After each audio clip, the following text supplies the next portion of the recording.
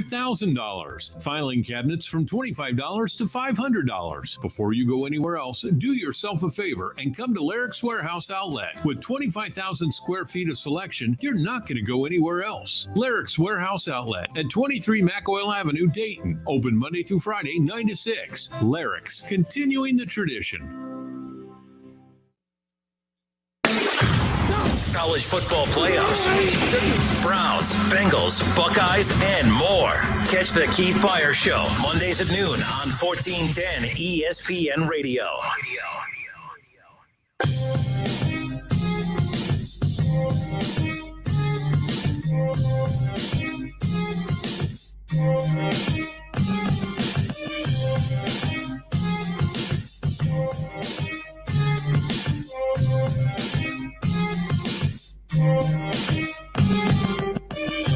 You know how that Christmas song goes? It's the most wonderful time of the year. That ain't about Christmas. That What ain't is it about Christmas. That's about basketball. It's about college basketball season, baby. Like last night is exactly why I absolutely love the game of college basketball more than any other sport. Now I know I love my college football. I love the Browns, the NFL, Ohio State, but honestly, there's a lot of joy that comes in all those sports, Kev. But every time I experience what I did last night, honestly, as much as I love football and others, no other sport brings that excitement that college basketball does in those isolated, intimate moments with the teams that you love most. Wright State in the NCAA tournament after winning their conference championship last night in a city that is obviously all attention is given towards the number one team in town, the Dayton Flyers. I completely understand that.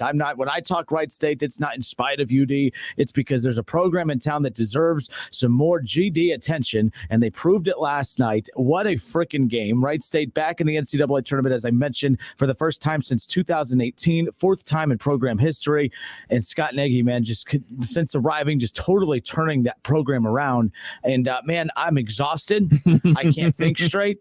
I used to be able to pull all-nighters at work. In school and college. In fact, the only reason I got through college is because I used to be able to just do all my homework, study all night, and then go to classes in the morning, and then just work in the afternoon and recoup some sleep in the later evenings or whatever. But we had time to drink, of course. Whatever. Yeah. But man, I'm exhausted. It was all worth it.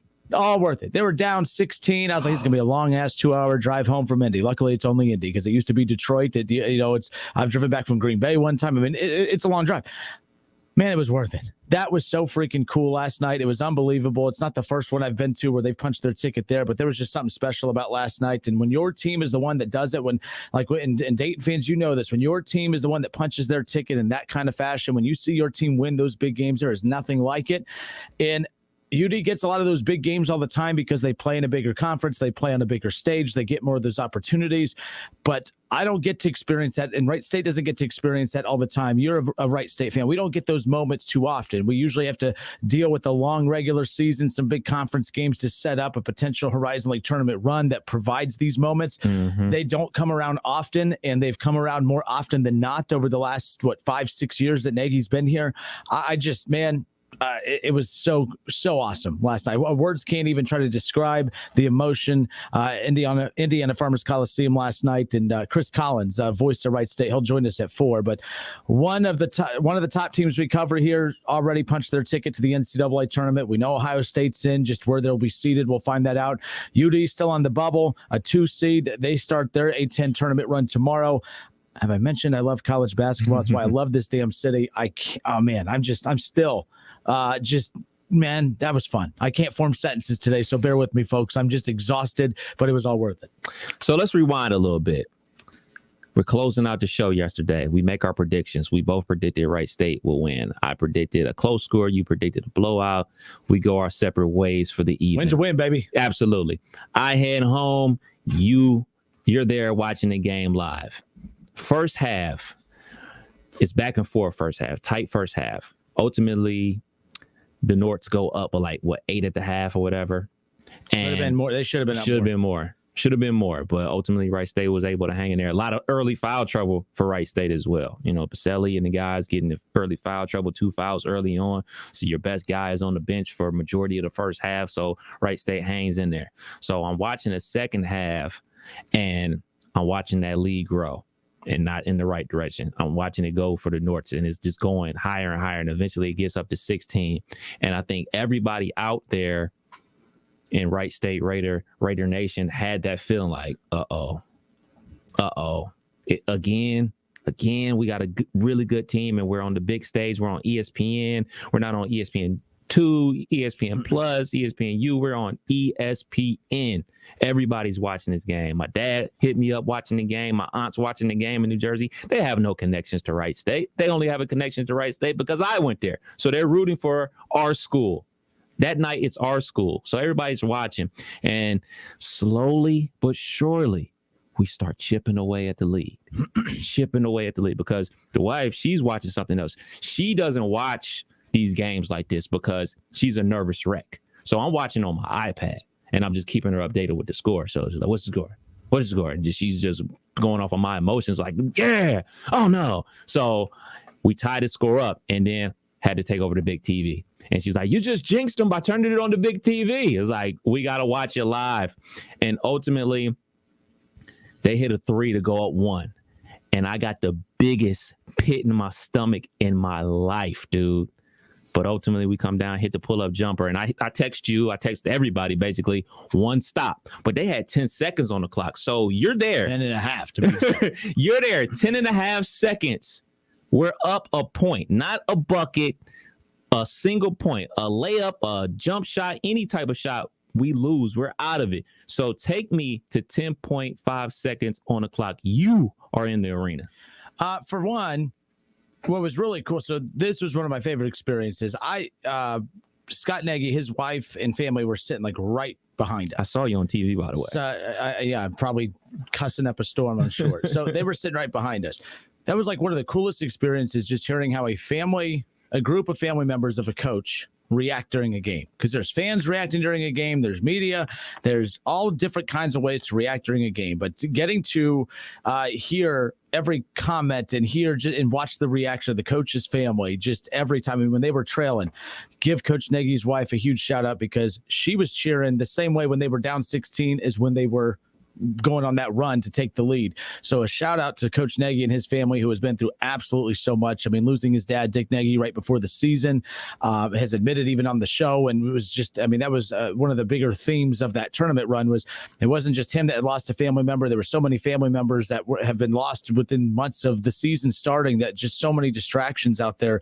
They started out 1-7, and he admitted last night after the game, he goes, I did not know how to communicate with my team. I did not know how to get through to them, because it was just, he was so sidetracked with everything. So for that switch to be flipped, they played for him, they played for one another. I mean, you hear all those slogans or whatever you want to call the bumper sticker material, whatever you want to call it, we play for one another, all that stuff. But like you felt it because of that. But 10.5 seconds, they have that lead. I'm not going to lie, when a team has a lead and the other team has the ball, I always think the worst. My stomach was in knots or whatever. It was just one hell of a game. It was a horrible game, actually. It was a very boring game. No one could score. Tanner Holden, their best player, couldn't do a damn thing. I said he was library silent for the majority of the game. That Trey Calvin kid didn't even get first, second, or third team conference, and he's the only reason that they are heading to the NCAA tournament. With all due respect to Grant Basile, with all due respect to Tanner Holden, that Trey Calvin, man, he had, I think, 16 against Oakland. And majority of those came in the second half, because they went on a 20-0 run. I was on the radio call for that night because of the split ESPN Plus radio call that night. So the majority of all his 16 points came in that second half to spurt that 20-0 run that they went on to beat Oakland. They went on huge runs last night. He made some big shots there. And then they went on a 14-0 run, 16-2 run technically to come back into that game against Northern Kentucky, who as Coach Nagy said, whipped them twice this season. And they were whipping them for the majority of that game too. Took care of business. It was unbelievable atmosphere, unbelievable game. For so much negativity that constantly gets thrown my way every time I try to have any positive conversation about Wright State, because there's a certain fan base that likes to try to, not a fan base, not all of you, there's just a loud minority that likes to vocalize their thoughts on this. That last night, all eyes were on them. All attention was on them. They got the attention of the city, and they deserve it. They deserve the attention that they're getting. And I've always made a point of emphasis. People are like, well, you don't tweet during UD games. You don't tweet. They have how many media members in town that do nothing but drool over them? Those same media members who do a great job of what they do. I'm not bashing them, but they only come around when it's convenient, when Wright State's in a high-profile game. That's not fair. So to me, it's like, I'm not going to, why do I need to post a box score of that other team in town when you can go find everyone else just doing nothing but giving them coverage, which I'm not against. I'm just saying, I don't think I need to provide that. I have a passion for Wright State and that program. And last night, everyone got to see why, but man, that was cool. That was cool. You asked a question. Don't even know if I answered it. Like I said, I'm on very few hours sleep with everything I had to do today. And of course, the late drive last night, all worth it. But man, like I remember about 5, 6, 7 when Billy Donlin was here, and I like Billy Donlin. Him and I were we kind of bumped heads in the beginning of my career, and then we became close right before he left. But he did a great job with that program, constantly got him to conference title games. They just couldn't win him. That's one reason that, Bob Grant and Wright State decided to move on from Billy Donlin. It wasn't that he was a horrible person or a horrible coach, but they had to find a way to take that to that next level, because it was one thing we see that in professional sports all the time. We watched the Reds chase out Dusty Baker because he got them to the playoffs so they couldn't win in the playoffs. And now we would kill for a Dusty Baker to get them anywhere near the playoffs, right? Like Marvin Lewis, same thing, 5 straight playoff appearances. Well, when you lost that 5th straight playoff appearance, was anyone happy that you just made the playoffs? No, you wanted to get rid of Marvin Lewis because you needed someone to go in there and take you to that next level. Well, that's kind of where they were. Billy Donlin had taken him to like 3 of 4 Horizon League titles, lost all 3 of them. And of course, there were some other things behind that made it a little bit easier to move on from him, of course. But that's where they moved on. I was critical. Archdeacon was critical. A lot of national media. I remember at the time Dan Dockich was calling out Bob Grant and a lot of personnel. And I was like, yeah, I agree, until I found out the real reason that Dan Dockich has such a weird hatred for Wright State, because someone actually told him no for once. So there's that. But Bob Grant brought in Scott Nagy and had a vision for where he wanted to go. Took a chance, obviously a financial investment that created a lot of controversy, because with a school that has so many financial issues, how can you all of a sudden, underpaying coaches before, now definitely not overpaying, but paying a high price to bring in Nagy and his staff? Well, you get what you pay for. Yeah. You hear that? Every company out there, you get what you pay for. I'm just throwing that in. Coach Nagy has been worth every damn dime that they've paid, because now. And then people like to compare this program. Well, they're not doing what this program's doing, but they're doing what mid-major programs should do at this level. And they're doing it at a high level. So I brought that up because I remember going to some of those conference final games for when Billy Donlin was here. There was fans, there was parents of players, and that was about it. There's no fans. They didn't have fans. Students weren't showing up. And the one thing I noticed during Scott Nagy's run here is that they're building fans. Like they're getting, what I mean by that is fans are coming, whether they're parents of the players or not. They're showing up because they have an invested interest in the program. Another weird example is I know this sounds dumb, Billy Donlin era, if an official was bad, an official was making bad calls, there was no booze. No one cared. No one got invested into the game. You showed up, you got your free T-shirt, you took advantage of your $1 dog, $1 beer night, and you went home. And like, you know what I mean? Like, those were the only nights that a lot of fans really showed up. I'm not poo-pooing on the program too much. It's just it was a down vibe during that time, even though they were winning a lot of basketball games. This is different. Like, fans are invested. They're pissed off whenever there's bad officiating going against their team. They're like, they know who the players are. The players have developed like a chemistry with the fan base. So that's what I've been a huge fan of Coach Nagy turning that around. And I'm saying Coach Nagy, he would automatically say it's not him, it's his coaching staff and the players he's brought in, but he's not wrong. For me covering Wright State, I don't know the last time that there was a player that could walk into the Nutter Center and fans line up to get a picture with them or talk to him. I can't remember a time where before Nagy, a player walked into the Nutter Center and the media all stopped to go get an interview with that guy, to talk to that guy. Loudon Love showed up 2 games ago, and Hal McCoy and everyone was lined up to take a picture with them, talk to him, see how he's doing. If little kids were lining up, that's Loudon. That's Loudon. Guys, that doesn't happen at Wright State. It just doesn't. Maybe it happened back in the day, way before I was here, and it went away for a bit, and everyone keeps saying, well, that's how it should be because they used to do it. That's fine. They're building it back up.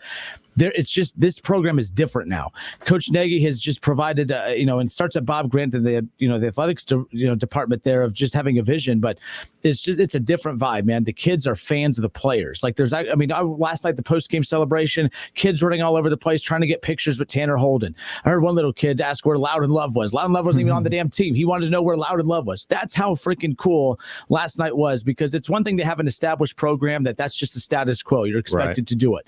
For me, it's even cooler watching a program continue to take those steps. Coach Nagy in the post game last night said, hey, this is cool, this is fun, but he wants this just to be the norm. Like, Bengals fans, you can relate.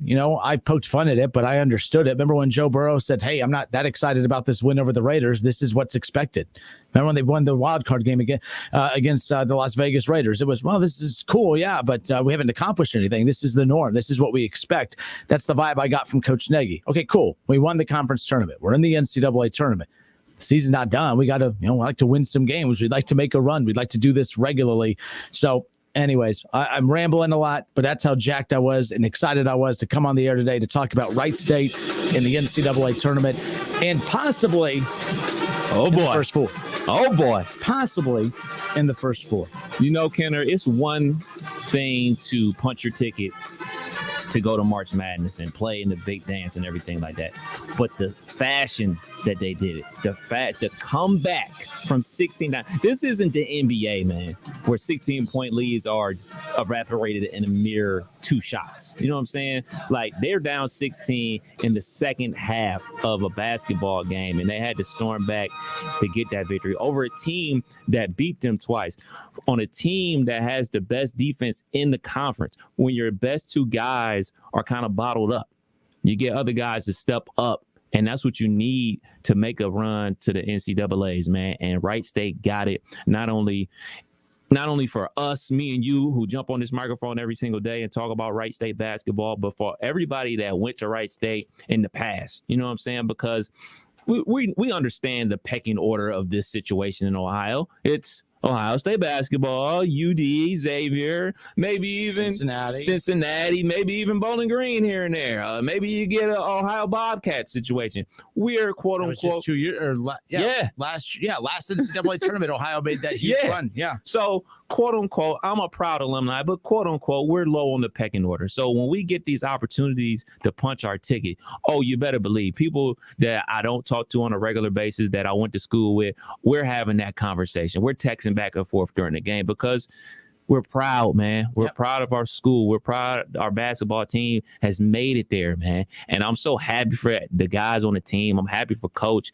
I'm happy for you. I'm happy for me. I'm super happy for you because, before I was a part of this show, I would tune in. I would hear you going back and forth with the UD fans or whatever. And, waving the Wright State banner. And that's exactly how a ton of Wright State fans feel like, man, yeah, we know UD's the big dog in town, but we play basketball too. We're not terrible. We're not scrubs. So them punching their ticket, getting it done on ESPN, I couldn't be more proud. I'm super happy. I can't wait. Now, selfishly enough, I want them in the first 4 so I can go to the game. That would be awesome. But, I'll take it whenever I can get it. They're in, they're dancing. I'm happy. I'll be happy all week. And my other team, Syracuse, we just blew somebody out by 40. What the hell was that, man? Blew somebody out by 40 in the ACC championship. Not championship game, but they tournament. Ran them over. Yes, sir. Oh, goodness. You got me. You're an ass. I'm sorry, but you did.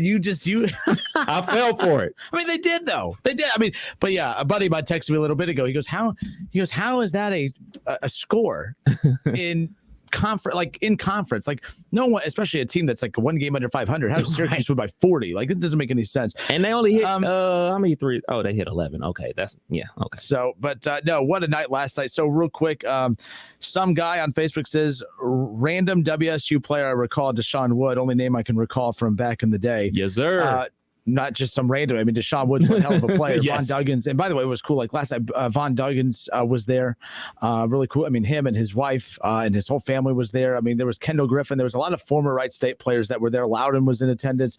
A lot of members of the last tournament team from 18 were there. And that's to highlight one more thing about that too, is I've always said this about coaches. It's one thing to ride the coattails of one recruiting class. And that's why a lot of times you see coaches bounce. You could tell the coaches that are confident in their ability to recruit. I mean, some coaches want to move up quickly because, want to chase that money. Completely get it.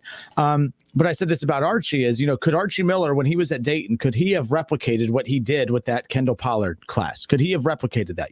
Could he have replicated that Scoochie Smith, Kendall Pollard, Kyle Davis group? I know he plugged in, with some transfers and whatnot, but like, could he have built that again? So that's why when that class, they got beat by Wichita State, and that was actually in Indianapolis years ago. That's why after that game, I was like, it There was a decision to make, because if he would have chose to stay at that point, he would have stayed for long-term, whatever long-term is, but for another 2 to 3 years to let another recruiting cycle kind of go through. But you have to gamble on yourself.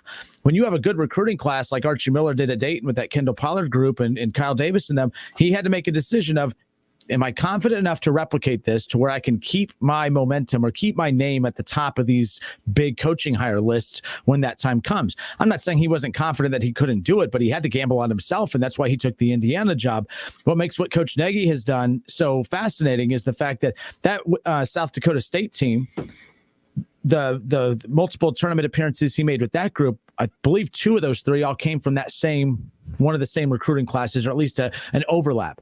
Last night, everyone that won last night is now making their first NCAA tournament appearance. And it was the same thing years ago in 2018 with Loud and Love in that group. Grant Benziger, the son of Todd Benziger, who played for the Reds, who caught the last out of the 90 World Series, of course.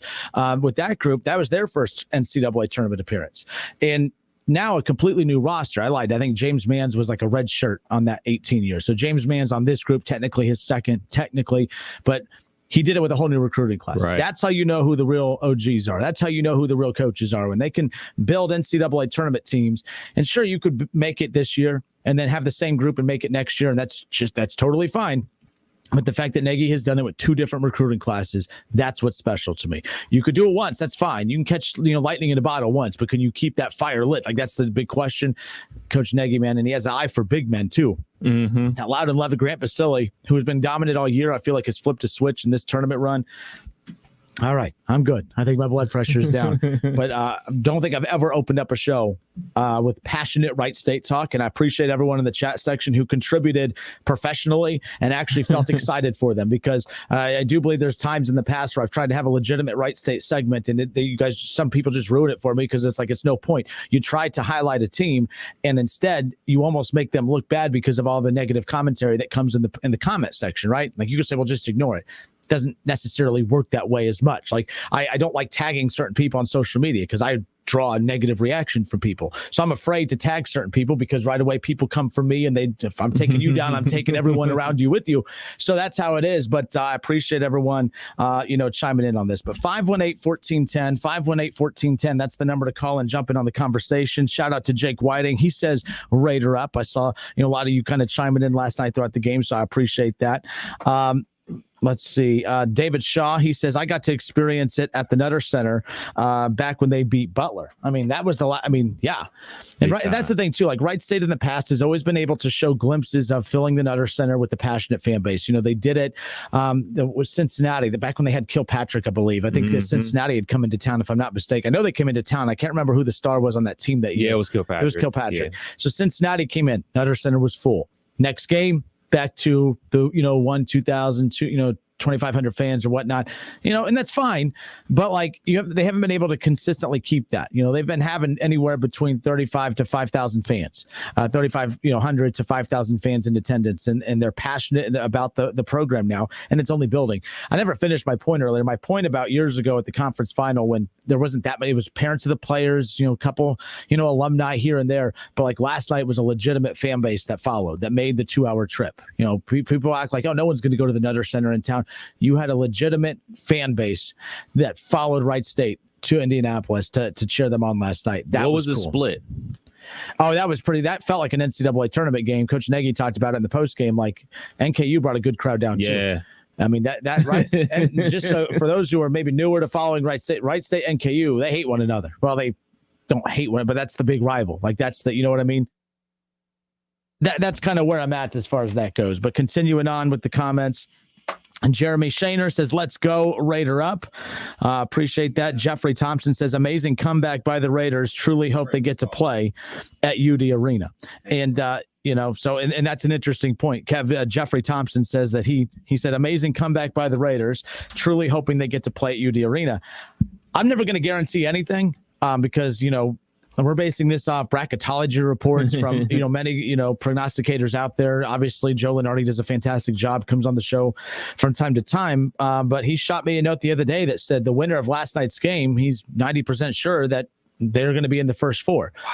And people came at me right away and said, there's no way they would put Wright State at UD Arena. I said, well, if it was, Neil Sullivan and company running things, you're right. They probably would keep him out of UD Arena. But that's not how it works. They literally took the team that plays their home games at UD Arena and put them in the first 4 years ago. Why would they not put them in? Plus, it would be a 16 versus 16. There's not a big draw for 16 versus 16 matchups. So if they have a chance to kind of get a local draw to put Wright State in as a 16 seed, trust me, they're going to take advantage of that. And I believe that they will.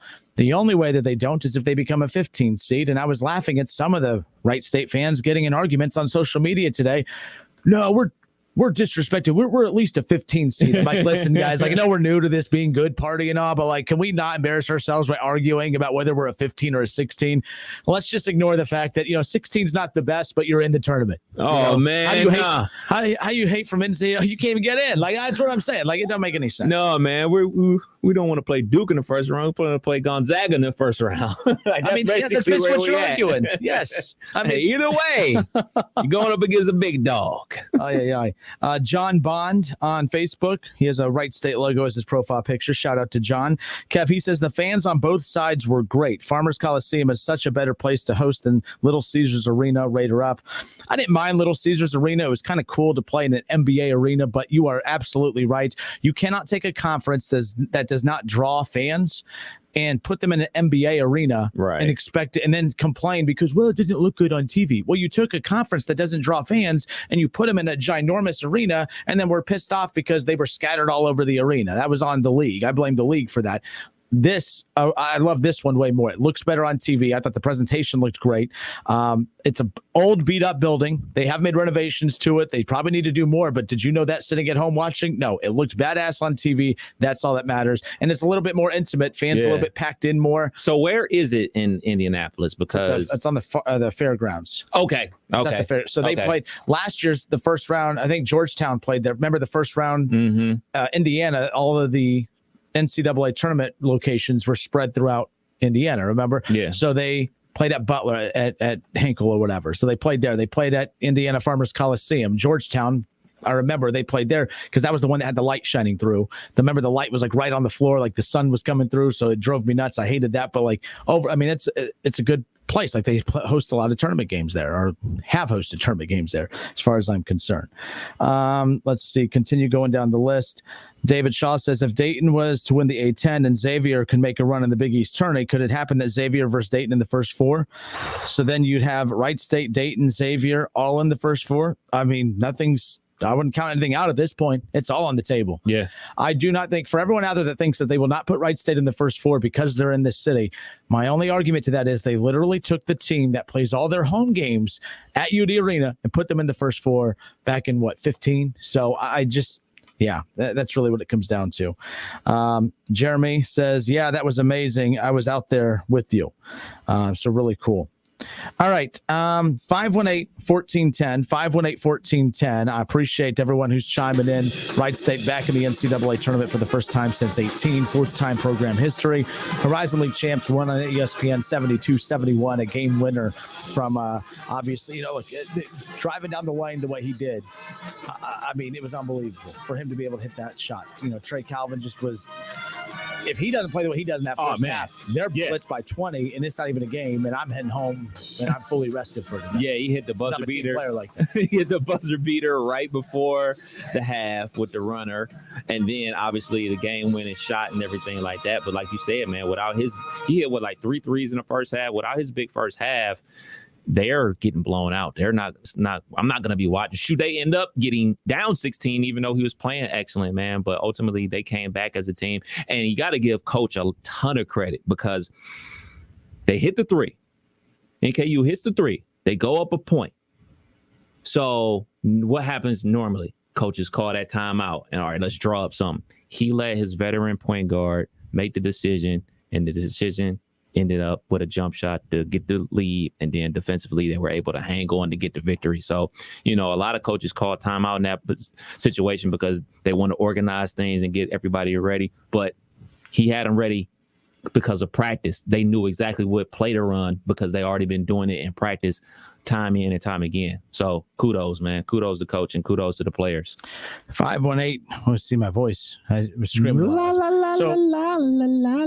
yeah. Oh, by the way, I met, hold on, this guy he's the head of officiating for the NCAA tournament. Let me see what I did with his card. Did you know that college officials are not allowed to do radio interviews? That they are told it's kind of an unwritten rule, but he's like, his name was Ted Hillary, and he's the Division I men's basketball regional advisor of officiating. He was there, he was just explaining how they kind of are able to divvy out the, officiating, jobs for the NCAA tournament. But he was a 30-year official on the majority of it in the Big Ten. So he was just sharing some kick-ass stories about his relationship, good or bad, with the old Bobby Knight. So he had so many great Bobby Knight stories. But man, like I could have sat there listening to him tell stories for hours, which stinks because it would have been great radio. I could have sat here. I would have loved to. That's what I wanted at the end of the half-hour conversation. I'm like, I need to get you on the show. He goes, he would love to. He said when he's done and retired from this job, he would gladly come on. But yeah, like they're not allowed to do radio interviews as far as that's concerned. That makes sense. Whatever. That makes sense. I get it. 518-1410. Kev, who we got? We got Robert, line 3. Robert, how are you, sir? Thanks for holding. Hey, how you guys doing? Good. Yourself? Oh, not too bad. Hey, I'm not really a Raiders fan, but I was driving around yesterday and heard the Raiders were in the Horizon League tournament final. So I got home and I turned it on. Heck of a game, man. I mean, the Raiders got some talent. It's a heck of a game. It was a heck of a 12 minutes. I don't know if it was a heck of a game because it was pretty brutal to watch for the majority of it. I was watching and I think this team's got too much for the Raiders. Raiders can't hang with them. And all of a sudden, man, it just changed. And I really like it, man. I'm going to become a Raiders fan now. So that's what I like to hear. Where they're going. That's what I like to hear. I like where they're going. Give us a good. I'm a diehard UD fan, so I got to root for both of them. So. That's what I like to hear. And I don't do a good job. I always try to create division. Instead of division, it should just be, hey, supporting both teams. Unity. Unity. There you go. I like that. I appreciate that. Thank you for the call, buddy. Appreciate it. No problem, man. Have a good day. You as well. That's what I like to hear. Converting them one at a time, Kenny. See, and I got to get Sully on too, because Sully was tweeting out last night that any UD fan that was cheering for Wright State last night, he couldn't get on board with that. Brooks Hall was saying the same thing because he's like, it's like being a White Sox and a Cubs fan. You can't be a White Sox fan and support the Cubs and vice versa. They're not rivals, man. So, They're not rivals because they don't play. I wanted to tell Sully and Brooks Hall, be like, yeah, the Cubs and White Sox play. They play one another. They're not afraid to play one another. They play one. I'm just throwing that out. It's not like we're Xavier where they played a ton and everything like that. We don't play each other. So it's cool to root for the Raiders. 518-1410. Kev, who's up? Jesse, line 2. Oh, Jesse. What up, Jesse? Hey. What's up, fellas? How you doing? Great. Hey, congratulations on the win, Justin. I was thinking about you last night. I was hoping they would win because I knew your show would be a little bit better. But thank you. As a diehard Flyers fan, he kind of said the same thing I was going to say. Like, my fandom goes, Flyers, Bengals, Reds, Buckeyes.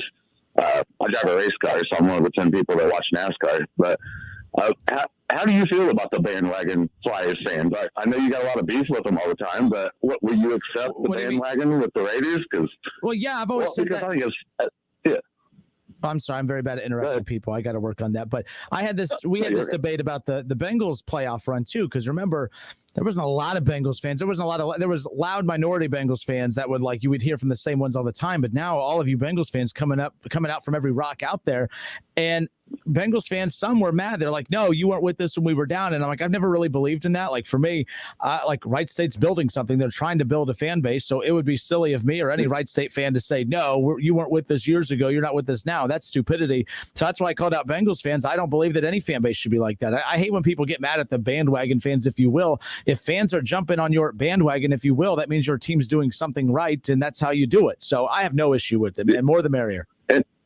And I hate to say, I won't follow Wright State. I'll check up on their, how they're doing during the year. But if they make the tournament, I seem to be just as much of a Wright State fan as a UD fan. I'm just as excited about Wright State's game against a 1 seed as if Dayton somehow makes the tournament. I'm going to be just as pumped about the Raiders. But it seems like it's just if they make the tournament for some reason. Yeah, like at this point, like it would be something if UD made the first four as well. Like, and for those out there, they would not meet one another at all. UD would be that 11 or that 12 seed. But can you imagine that? And by the way, this is what would happen too, because this is how not you, but like the 16 seed matchup's always first, and then the 12 seed. So like Wright State would probably get that first game, and then UD would get the second one, and then everyone would make their stupid JV varsity jokes. But you know what? They're in the damn NCAA tournament, and I don't care at this point. I can tell you how happy I am last night, and I'm pulling for UD to get in. That's great for us as a show here in Dayton. The more the merrier, man. UD, Wright State, the more the merrier. I'm all for it. I agree. Go Raiders, go Flyers. Y'all have a good night. Take care, man. 518-1410. That's the number to call and jump in on the conversation. 2 Dayton Flyers fans just called in, said go Raiders, said that they're now, they watched the game last night, which, by the way, that's why those nationally televised games are so huge.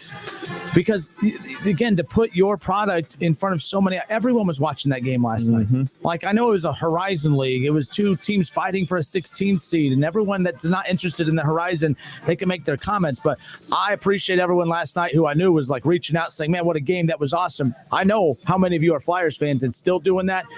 We need more of that. And I would take my attitude back a lot, because for the longest time it was, if I said anything positive Wright State, some loud Flyers fan would, tick me off and have to take some shot at Wright State. And then I did what I do all the time. I label everyone the same at that point. So, but this is cool. I appreciate it. Go Flyer fans. Go Flyers. How about that? But yes, there's enough support in town for both. I've never understood why people think that if Wright State becomes really, really good, why all of a sudden that hurts UD. As if both can't be good at the same time. Their paths don't cross. Their athletic director has made very well sure of that. Neil Sullivan has made sure, him and certain folks have made sure that their paths will never cross. That's fine. But that doesn't mean that the fans in town have to have that same weird mentality as far as that's concerned. What that says to me is that the athletic director at UD is concerned about it. Shouldn't be. If 13,000 fans are at UD Arena, and let's say Wright State gets there, anywhere between their 4,000 to 6,000 fans, who's that hurting? Nobody. Who's that hurting? I've said this a million times. Wright State can go to back-to-back Final Four national championship games like Butler did. Both times, Wright State would come back. They'd get the little applause from all the fans in Dayton. Flyer fans would be saying, good job, Wright State. And then UD fans would turn right back around. When do we get our season tickets? When we get to UD Arena? It's not going to change. Both teams can have, UD will never take a step back no matter how much success Wright State has. And if you think otherwise, you live in a weird world like the athletic director at UD. I have a huge problem with him and that entire staff that will not allow that matchup to happen. I'm just saying, it's a problem. This day ain't about Wright State versus UD. This is about that. Just about Wright State getting our dub on and we dancing. But they add fuel to that fire, though, because when they have that mentality, it fuels the mentality of that fan base to come at the other one. Like, see, you don't matter. Our athletic director, he wants nothing to do with you. You don't matter. Well, no, that's the opposite. If you don't matter, then you'd put them on the schedule like you do Lipscomb, Austin P, Bellarmine. How about that crappy situation, by the way? They won their conference tournament, but because they're not 4 years into being D1, they couldn't do it. You know what I mean? Like that's strange. Bogus. That's strange. Bogus. So, I don't like that at all, man. They should be dancing. Definitely. All right, good. 518-1410. More of the Justin Kinner Show with Kev Nash when we come back.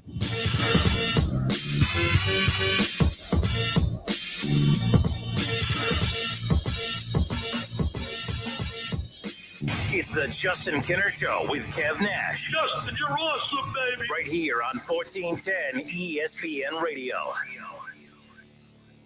I'm Terry Krupp of Laird's Tax and Accounting, serving this area's tax and accounting needs for over 80 years. Tax season is here. We invite you to discover how we can make your tax filing experience easier. Our professional staff assures your return is accurate with maximum use of legitimate deductions. Since our founding, we have been trusted because of our knowledge of the tax code and for standing behind your return if the IRS calls. Contact us at 937-325-6571. Information at lairdstax.com. Tip off to frickin' madness. When we say tip off, not only are we talking about every college basketball game available, but our new barbecue rib tips only at Frickers. Delicious bite-sized barbecue rib tips with your choice of dipping sauce. Every game played to the march to the national championship and domestic draft personal pictures for only $6.50. Tip that personal picture. Tip off to the national championship of college basketball and frickin' barbecue rib tips at the home for fun, food, sports, and spirits. Frickers. At Rural King, nobody beats our prices on farm and home favorites, like chicks. Straight-run standard breed chicks are in stock at only $1.99 a piece. For backyard feeding, 40-pound bags of black oil sunflower seed are just $19.99. And for backyard seeding, Hound Dog's premium grass seed is just $89.99 a bag. Stock up on these and all our unbeatable prices at ruralking.com or your neighborhood Rural King, America's farm and home store. Listen to this station anytime, anywhere on Odyssey. Odyssey is your new audio home for all the music, news, sports, and podcasts that matter to you. Odyssey. That's AUDACY. Cutting the price of your wireless bill feels good, really good. Actually, it feels great. You should try it out. So cut your bill by switching to Straight Talk Wireless, now offering our $45 Silver Unlimited plan with 5 gigabytes of hotspot and nationwide 5G on America's largest, most dependable networks. The $45 Silver Unlimited plan from Straight Talk. Straight Talk Wireless. No contract, no compromise. A month equals 30 days. See terms and conditions at straighttalk.com. 5G capable device required. Actual availability, coverage, and speed may vary. Get in the zone, AutoZone. Welcome to AutoZone, America's #1 brakes destination. Right now, save 15% when you get any 2 Duralast rotors with a set of Duralast brake pads. It's also AutoZone's national hiring event. We're hiring all positions, from sales to warehouse and drivers, both part-time and full-time. Visit careers.autozone.com or any one of our stores. Get in the zone, AutoZone. Claim based on data from the NPD Group 2021. Liberty Mutual Insurance Company presents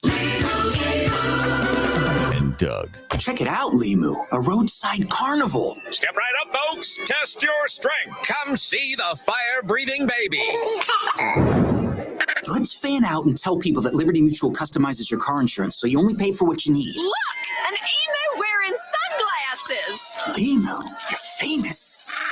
Only pay for what you need. Liberty, liberty, liberty, liberty.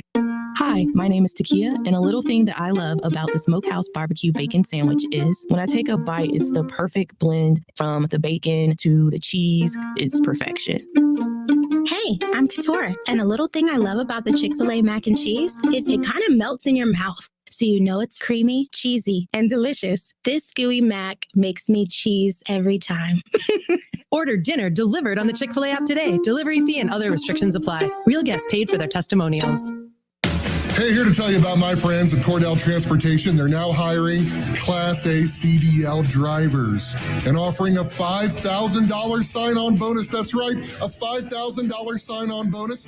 Home daily, dedicated lanes, and no-touch freight. Brand new equipment as well. Medical, dental, vision, and company-paid life insurance. Call Cody right now. Apply online at CordellTransportation.com. Cordell Transportation, driven to succeed. When it comes to your credit card, Discover believes in having real people available 24/7 to help answer your questions. Discover, exceptionally common sense. The Justin Kinner Show with Kev Nash, presented by Brad Mays with Home Experts Realty. Weekdays at 3 p.m. on 1410 ESPN Radio. You could save big when you bundle your home and auto with Progressive, but when we just come out and say it, it feels like it falls a bit flat. So we're going to use humor. But we don't want to insult your intelligence, so nothing too goofy. And we need to avoid any polarizing topics. Oh, and it has to be about how you can save big when you bundle your home and auto with Progressive. You know what? Maybe humor is a bad idea. Yeah, it's never going to work. Progressive Casualty Insurance Company and Affiliates. Discount not available in all states or situations. Kelley Blue Book is the one-stop shop for pricing, fixing, selling, and instant cash offering. Instant Cash Offer is exactly what it sounds like. An official offer to buy or trade your car. Just enter your VIN or license plate, answer a few questions about your car's history, and what kind of condition it's in. In minutes, you'll receive an offer to sell or trade your car that you can be sure is fair. Then choose a dealer to purchase your car and schedule a time to meet. For all of the its, KBB.com. Well, Jason, I've got to tell you, you're pretty much everything this company is looking for in an entry-level candidate. Great. Your resume isn't quite what we're used to, but you've got a fantastic work ethic. Thank you. And I'm impressed by how you carry yourself. So, should we talk about the job? What? The job? Oh, sorry. Yeah, I have no way of recruiting or even meeting you. This interview didn't happen. It may sound ridiculous, and that's because it kind of is. There's a huge pool of talent your company is missing out on. Meet the grads of life. Who are they? Talent worth knowing about. Young adults of unique determination and experience. An ideal fit for your company in an entry-level position, internship, or even mentorship. They might not have every qualification you typically look for, but they're exactly who your company needs. Man, we really could have used him. Don't miss out on a resource many innovative companies have already discovered. Go to gradsoflife.org to learn how to find, cultivate, and train this great pool of untapped talent. Brought to you by the Ad Council and gradsoflife.org. Attention men under the age of 35. You know what really impresses the ladies? When a guy has a few drinks and later gets pulled over for buzz driving. That could cost you around $10,000 in fines, legal fees, and increased insurance rates. There goes let's grab dinner and a movie. Oh, I know. You drive more carefully when you're buzzed. You've proven that hundreds of times. A woman admires that kind of confidence. And you've practiced how to speak if a cop does pull you over. Slowly, clearly, and politely like, "Good evening, officer." A woman admires that kind of foresight. And what woman doesn't find it adorable that you call it buzzed even though the law calls it drunk? You can kiss $10,000 goodbye, along with any chance of having a girlfriend. Because nothing says, "I'm a catch," more than a guy who lives in his parents' basement and calls it my place. Buzzed, busted, and broke. Because buzz driving is drunk driving. A message from the National Highway Traffic Safety Administration and the Ad Council. This is a metaphor for your business's journey. Sometimes it feels like you're going 100 miles an hour, barely keeping up. But to cruise through challenges, you need someone who's right there with you. That's what Dell Technologies advisors do. They have the Windows PCs and tech advice you need to get past whatever's in front of you and get where you want to go. Call an advisor today at 877-ASK-DELL. That's 877-ASK-DELL. A start to a simpler experience with Windows 11 Pro. Moose is the German Shepherd and hasn't had any kind of health problems at all. He has been on Dynamite since he's a puppy. DINOVITE.com. We tell anybody that has a dog, if there was something that you could do right from the beginning so that you don't have expensive veterinary bills, why would you not do it? Get the Dynamite. Dynamite for life. She gets Dynamite. How happy your dog will be. DINOVITE.com. Tip off to Frickin' Madness. When we say tip off, not only are we talking about every college basketball game available, but our new barbecue rib tips only at Frickers. Delicious bite-sized barbecue rib tips with your choice of dipping sauce. Every game played to the march to the national championship and domestic draft personal pictures for only $6.50. Tip that personal picture. Tip off to the national championship of college basketball and frickin' barbecue rib tips at the home for fun, food, sports, and spirits. Frickers.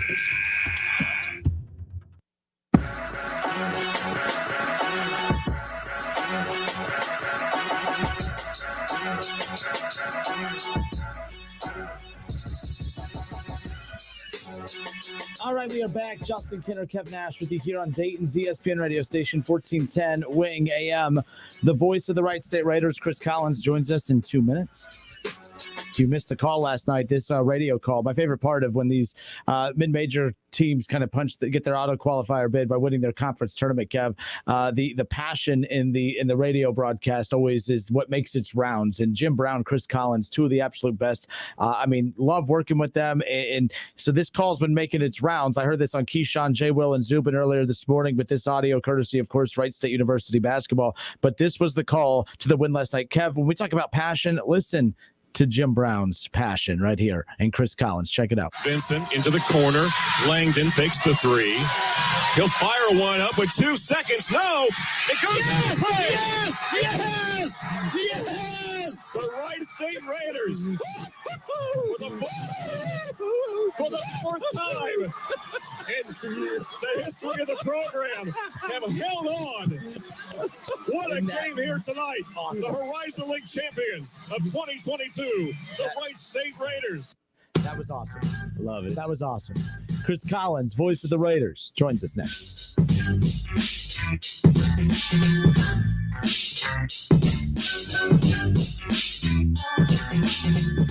Ray Magliozzi here. eBay Motors has the right parts at the right prices. 122 million of them. And if there's one thing I love, it's great parts and great prices. eBay Motors, let's ride. Attention men under the age of 35. You know what really impresses the ladies? When a guy has a few drinks and later gets pulled over for buzzed driving. That could cost you around $10,000 in fines, legal fees, and increased insurance rates. There goes let's grab dinner and a movie. Oh, I know. You drive more carefully when you're buzzed. You've proven that hundreds of times. A woman admires that kind of confidence. And you've practiced how to speak if a cop does pull you over. Slowly, clearly, and politely like, "Good evening, officer." A woman admires that kind of foresight. And what woman doesn't find it adorable that you call it buzzed even though the law calls it drunk? You can kiss $10,000 goodbye, along with any chance of having a girlfriend. Because nothing says I'm a catch more than a guy who lives in his parents' basement and calls it my place. Buzzed, busted, and broke. Because buzz driving is drunk driving. A message from the National Highway Traffic Safety Administration and the Ad Council. He's a former Buckeyes great and now a college football Hall of Famer. And don't forget about his 13 years of NFL experience playing for the Eagles, Dolphins, Jets, and the New England Patriots. He's Dayton's own Keith Byers. Hang out with him every Monday at noon on the Keith Byers Show, presented by Lee's Famous Recipe Chicken. On Twitter, make sure to give us a follow. Search 1410 Kinner for Justin Kinner on Twitter. That's 1410 KINNER and ESPN Dayton for the station Twitter handle. WYNG 1410 Dayton, Dayton's ESPN Radio.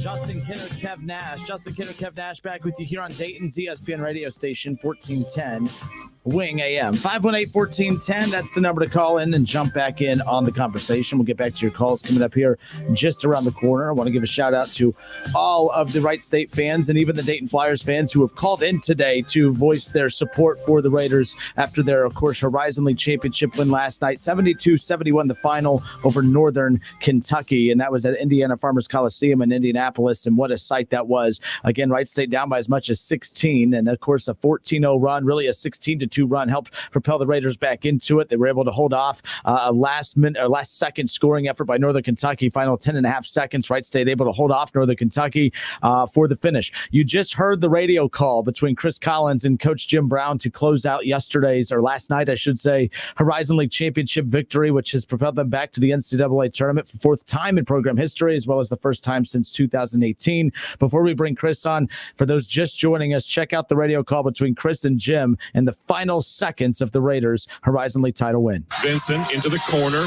Langdon fakes the three. He'll fire one up with 2 seconds. No! It goes to the play! Yes! Yes! Yes! The Wright State Raiders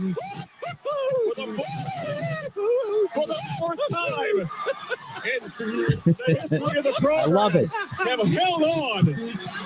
What a game here tonight. The Horizon League champions of 2022, the Wright State Raiders. That was the call, thanks to Wright State University basketball. For the audio, joining us now, the voice of the Wright State Raiders, who you just heard, Chris Collins. Chris, are you awake? I don't know. I don't even know if you got any sleep, but I don't know how you could have had any sleep after last night, but we appreciate you joining us. Welcome. Yeah, I did. And, in playing that back, I wish I had as much energy as Jim Brown. I mean, he is just a gem. I mean, I love to hear that emotion. And, Justin, we talked about it many times. He's been an institution for Wright State basketball. He's been here since the beginning, and I just love watching him during times like this, and a game like that happened last night. I mean, it was just awesome. It was worth the price of admission just to watch Jim and be with him, and to see this team succeed in what they've had to put out through the season. It was a tremendous effort by that team. And I have one thing to say. I was thinking about it today. I was taking a walk, and I thought the whole night seemed like a movie script without a rehearsal. I mean, everything that was happening just fell into place for Wright State.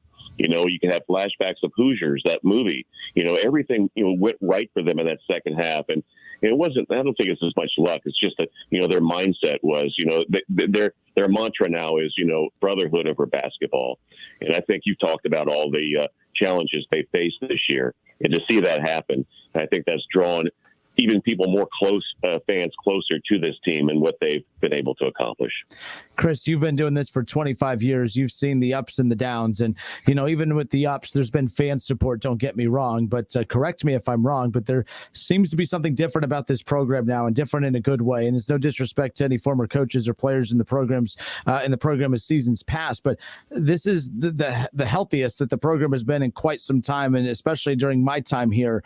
Just talk about the growth of the program and how last night's, Horizon League title win, just getting them back to the tournament. Yes, that helps, but it's the second time. And, since it's the first time since 2018. I mean, it's starting to happen a little bit more regular now, as opposed to once a decade. They get that, random Horizon League title win, and then we don't hear from them for a while. They're a consistent top contender in this league year in and year out now. Just talk about the growth of the program and the changes since Coach Nagy has taken over, and really, Bob Grant and company as well, just really kind of changing the philosophy and the vision of the program. Well, what it is, there's a lot of positivity with this program. There's a lot of togetherness.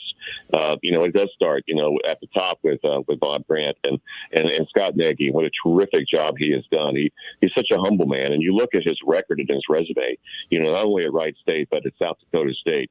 He's a winner. In 5 of the 6 years here at Wright State, he's won 20 or more games with his teams. And the only year he didn't was the COVID-shortened season, of last year.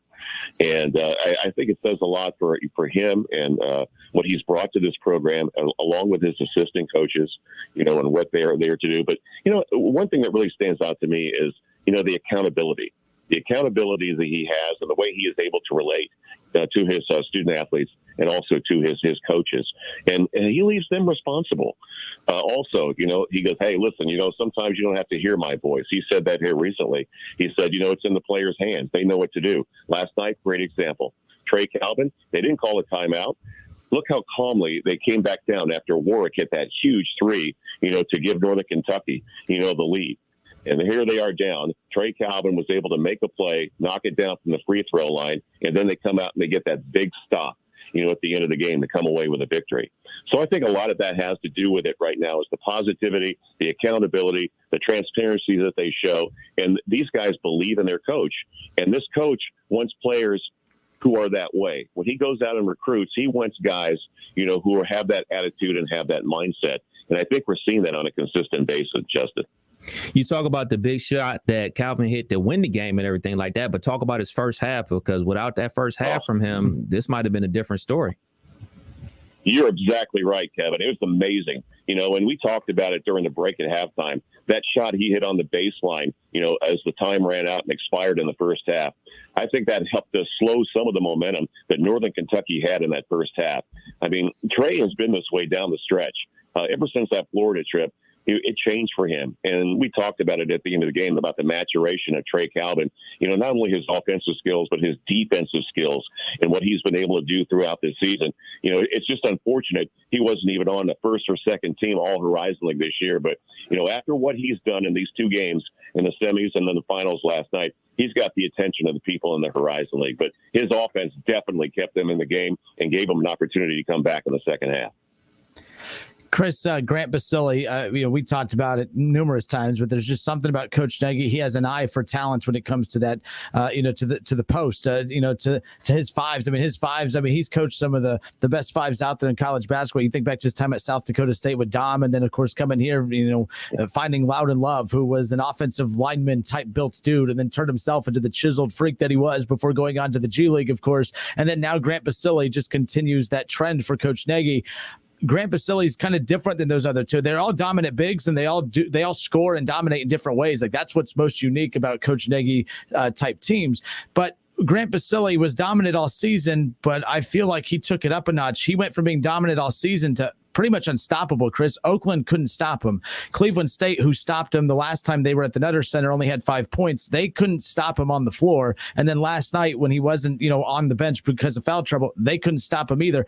He's become an unstoppable post presence and just a very unique talent, and he's right up there with the Loudon Loves of the world.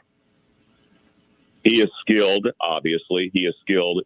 He is somebody who's built for that position. But I think the difference, Justin, and that's a great point you make, is the fact that he is a fierce competitor. I mean, he is a fierce competitor. You remember last year, after that unfortunate loss to Milwaukee. Of course, there were no people in the stands, but as Jim and I were leaving, and you were leaving also upstairs, who was sitting down there on the bench all alone on that court? It was Grant Basile, just looking around the arena. He was there for 35 minutes, okay? And that just tells you how hurt he was to lose that game and that opportunity to move on to Indianapolis. I don't know if he used that as something to chip on his shoulder, but I'm sure it's something he remembered. But it just shows you the fierce competitor, the warrior he is. And you need a guy like that. You got to have a guy who just hates to lose, because it's infectious among his teammates. And most of his teammates are the same way. Wright State, voice of the Wright State Raiders men's basketball team, Chris Collins, hanging out with us here. Just, of course, less than 24 hours removed from Wright State clinching their ticket back to the NCAA tournament for the first time since 18, fourth time in program history. Tanner Holden, Chris, another name, talking with Loud and Love last week, talking about how, from a talent perspective, he said, Tanner's way better than I was. Tanner's the one that really needs to be getting more eyes and talks about, but he quietly, and I say quietly because no one talks about it, quietly averaged 20 a game and really doesn't get all of the hype, doesn't get all the attention. What is it about Tanner that makes him so dominant, but yet does it in library silence, basically? He's skilled. He's crafty.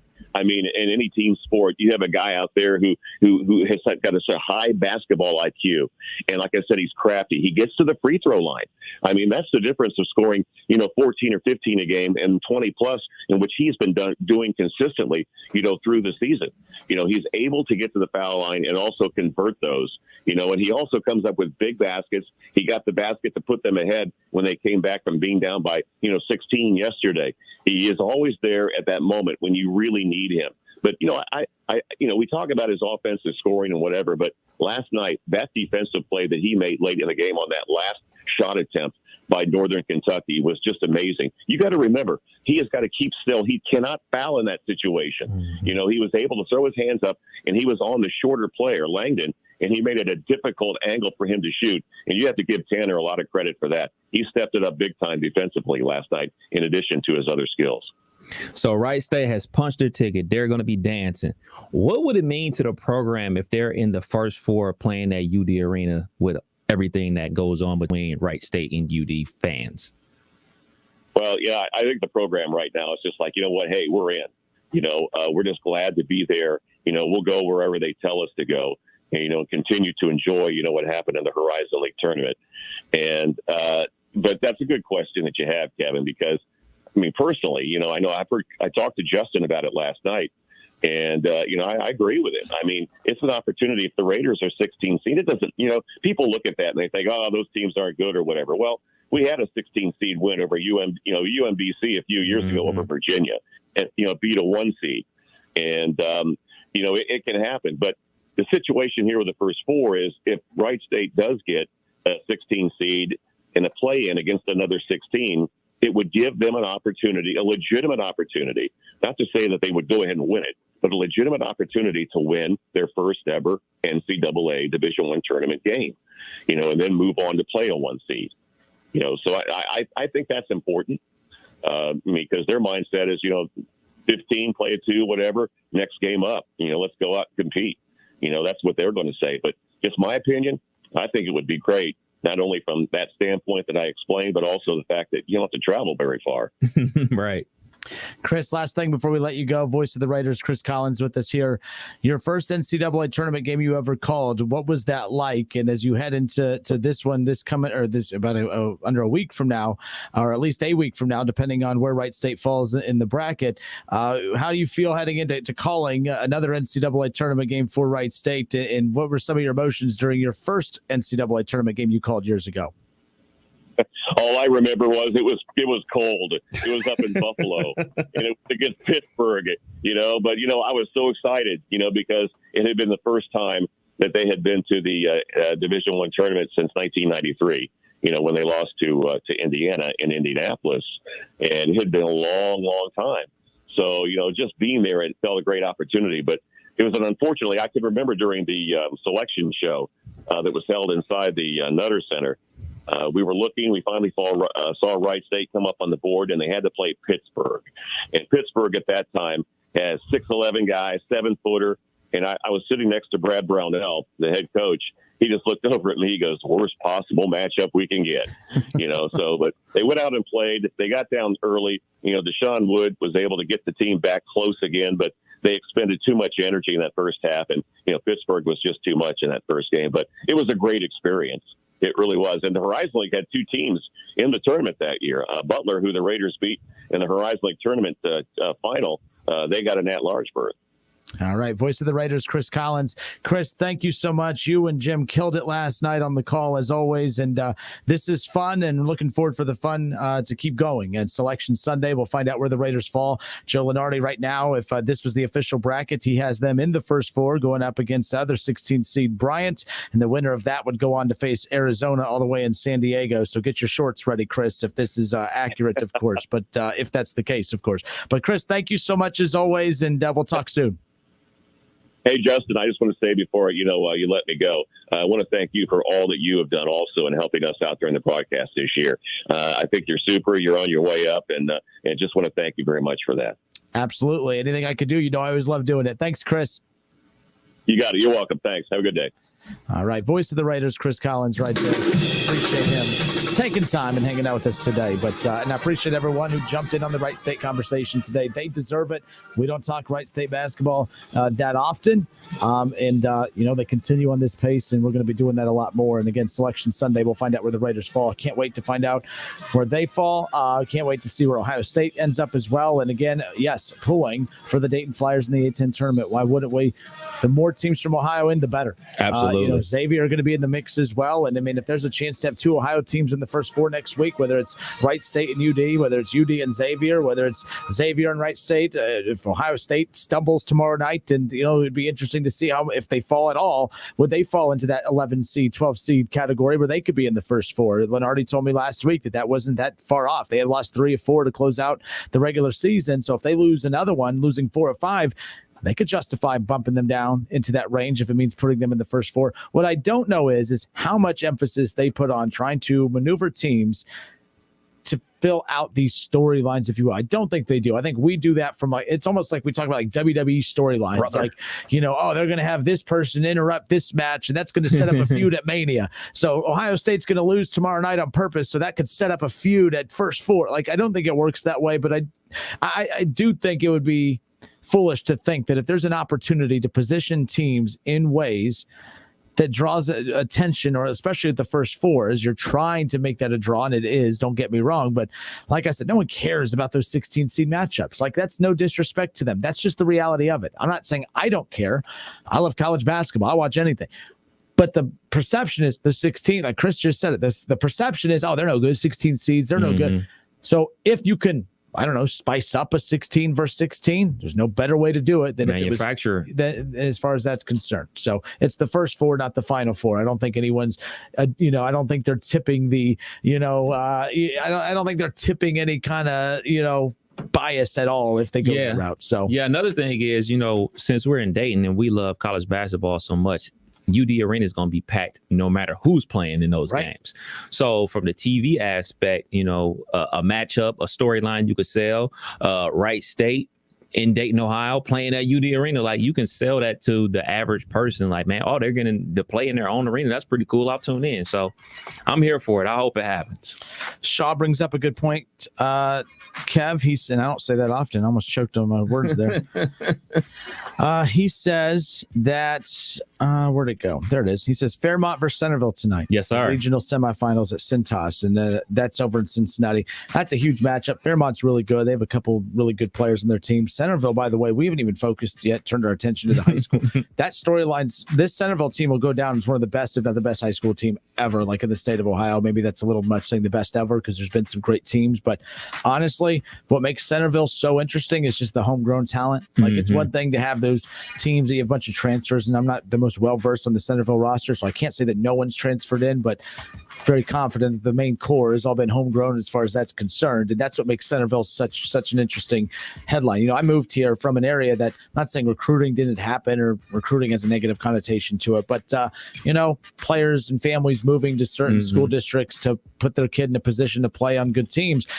that doesn't happen often. Like the teams that you were playing YMCA basketball with in 4th and 5th grade, that's who you graduated with. And whatever experiences you experienced together, whether it was a regional final or whether it was a sectional final, a district final, and a regional semifinal or a state appearance, it didn't matter. That's just what made it special. That's why I've always been like, I don't really get into all the player movement. I don't like in high school when you're seeing players jump from one school district to the next just so they can create these high school super teams. I think that's tacky. I think that's sending the wrong message. And I know I'm sounding like that get off my lawn guy, but I just don't feel like the kids, although they're experiencing the success on the floor, on the field, it just means more when you do it with your best friends, with your brothers or your sisters that you grew up with. There was nothing better. We made it to a regional semifinals. That was state to us. We got to go up against John Diebler. We made it to a regional semifinal. That's as far as we ever went for basketball. But man, that was our state. That was everything, because the guy next to me, the guy in front of me, the guy behind me, we all were in grade school together. We all stayed at one another's houses growing up. We all went to parties together. Like we did everything together. There was no, who the hell's this guy? Right. So I've always found that interesting. You know why that happened, though, right? Open enrollment happened because a lot of the public schools got very discouraged because of the Catholic leagues and everything like that. Quick story. I'm from Cleveland, Ohio. So St. Ignatius, I remember in middle school, them coming to our football practices, basically, for lack of a better word, recruiting our best players to go to St. Ignatius. So, hey, you talking to somebody's parents or whatever, like, hey, man, we can get your kid to go to St. Ignatius on a free ride, or you can go to this public school. What do you think that parent's going to say? Like, yeah, let's go ahead and do this. So then in turn, the other public schools was like, well, we need to have open enrollment for our kids too, because some of these kids can't make it to that side of town. You know, I lived on the east side, St. Ignatius on the west side and everything like that. So it was kind of formed to kind of combat that situation. I dig what you're saying because, you know, my high school, we won state championship my senior year. I wasn't on the team, by the way. I was just in the stands, but we won a state championship that year. And the guys on that team, I knew them since we were all in elementary school. Like elementary school, middle school, high school, like, yo, these are my legit friends, and I'm seeing my friends do this. It wasn't like you said, a recruiting situation where like, all right, we're picking the best talent from the city to come to our school. So it does have some type of big time reward when you kind of do it from the bottom up. Yeah, I just remember in high school, we're playing, I'm from Van Wert. We're playing a Wayne Trace. You guys don't hear these schools. That's totally fine. But, a lot of the guys on our team are really good friends with the guys on the other team. And I remember our coach, Dave Fralick, built like Bob Knight, looks like Bob Knight, talks like Bob Knight. Throw chairs? No. No.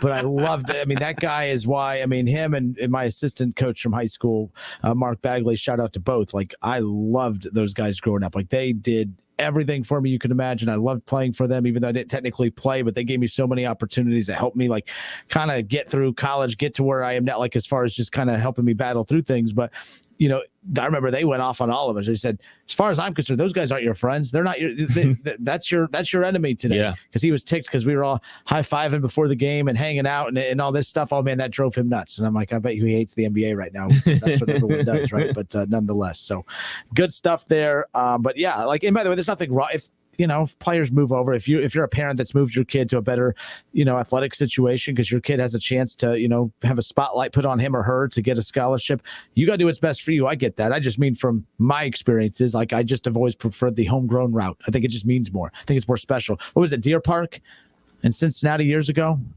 That they're the reason that the OHSA had to combat a lot of things because they did the whole, if you transfer, you could play right away, but you can't play in the tournament. Oh, the whole reason that you transfer anyways is to position yourself to be, to win a state title.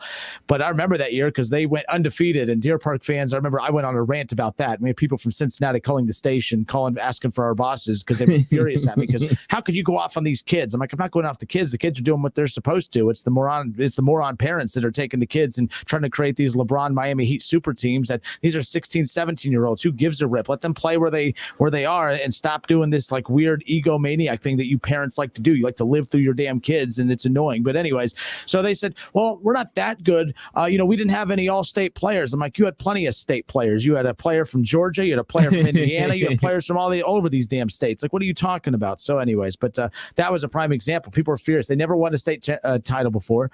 Then they go undefeated undefeated and win one, and it was with that little super team that they basically put together with players from the AAU did, which, again, maybe it's not the wrong thing to do. It's just the new thing to do, and here I am on my lawn saying, get off. There you go. 518-1410. That's the number to call in and jump in on the conversation. We're also live on Facebook. Head to Facebook, search The Justin Kinner Show. Like the page, subscribe, follow along, be a part of the show each and every day. Shout out to Chris Collins, the voice of the Raiders. Again, great call. Him and Jim Brown last night calling the Raiders to their fourth NCAA Tournament appearance in program history after winning the Horizon League title last night, 72-71 over Northern Kentucky. Good news, baseball fans, or maybe good news. I might have some good news. We'll find out. It maybe won't be till tomorrow's show if we've heard anything at all. But Jim Bowden, he has an interesting update as far as where the league and the Players Association is as far as the collective bargaining agreement and the ongoing issues that they continue to fight for and negotiate. How close are we to getting baseball back? We'll continue to talk about that on the other side. Plus, more quarterback movement in the NFL today and what that means for the Browns, Bengals, and more. Ohio State spring game. Yes, that's not off in the too far distance, Kev. So we'll get to that, some of the key headlines for that. I'm not going to lie to you. I'm not a big spring game fan. I mean, my favorite spring game memory, you want to know what that was? What? When Joe Burrow couldn't get the job done. I've seen that movie before, by the way. You remember we were supposed to do the show from the spring game in 2020. Mm-hmm. Maybe this year? Maybe not. Who knows? We'll find out. 518-1410. We'll be back.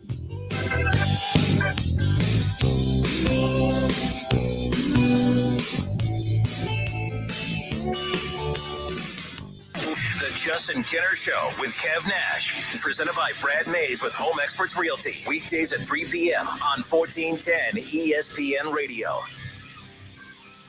ESPN 1410 Wing AM weather. This afternoon will be partly cloudy, a high near 45. Tonight's going to be mainly clear, a low near 30. And tomorrow's going to be partly cloudy, a high near 50. I'm Pete Spivak for 1410 ESPN Radio. Have you ever noticed that when the afternoon light hits your floors, you can see everything, including dust? So much dust. And that floor dust gets kicked up into the air, compromising the quality of air you and your family breathe. Swiffer Heavy Duty Sweeper is the fast and easy way to clean your floors with ultra-thick pads that trap and lock dust before it gets in the air. Just a couple minutes a day. And dust is gone. Swiffer Heavy Duty Sweeper. Proud partner of the American Lung Association. Hey, Ray Magliozzi here. Have you ever cooked a really fine gourmet meal? Yeah, me neither. But I'm told it all comes down to the ingredients. And when I need ingredients to improve my car, the place I go is eBay Motors. Whether you roasted your last transmission, graded your current floor mats, or pureed your side view mirror on a lamppost, eBay Motors has the right parts at the right prices. 122 million of them. And by the way, if you recently fired up your grill, don't worry, eBay Motors has grills too. eBay Motors. Let's ride. Drivers who switch and save with Progressive save over $700 on average, and those savings add up. Imagine what you could buy in the future. Remember how 15 years ago I switched to Progressive? Well, I used all those savings to buy that golf club that swings for you. But now everyone who plays golf is really good because, the club swings for you in the future, which is now. So switch to Progressive and save big because those savings can add up in the future. Progressive Casualty Insurance Company and Affiliates. National annual average insurance savings by new customers surveyed who saved with Progressive in 2020. Potential savings will vary. This is a metaphor for your business's journey. Sometimes it feels like the course keeps changing right before your eyes. And in order to maneuver it, you need an expert by your side. That's what Dell Technologies advisors do. They have the Windows PC and tech solutions you need to help you get out in front and stay ahead of the game. Call an advisor today at 877-ASK-DELL. That's 877-ASK-DELL. A start to a simpler experience with Windows 11 Pro.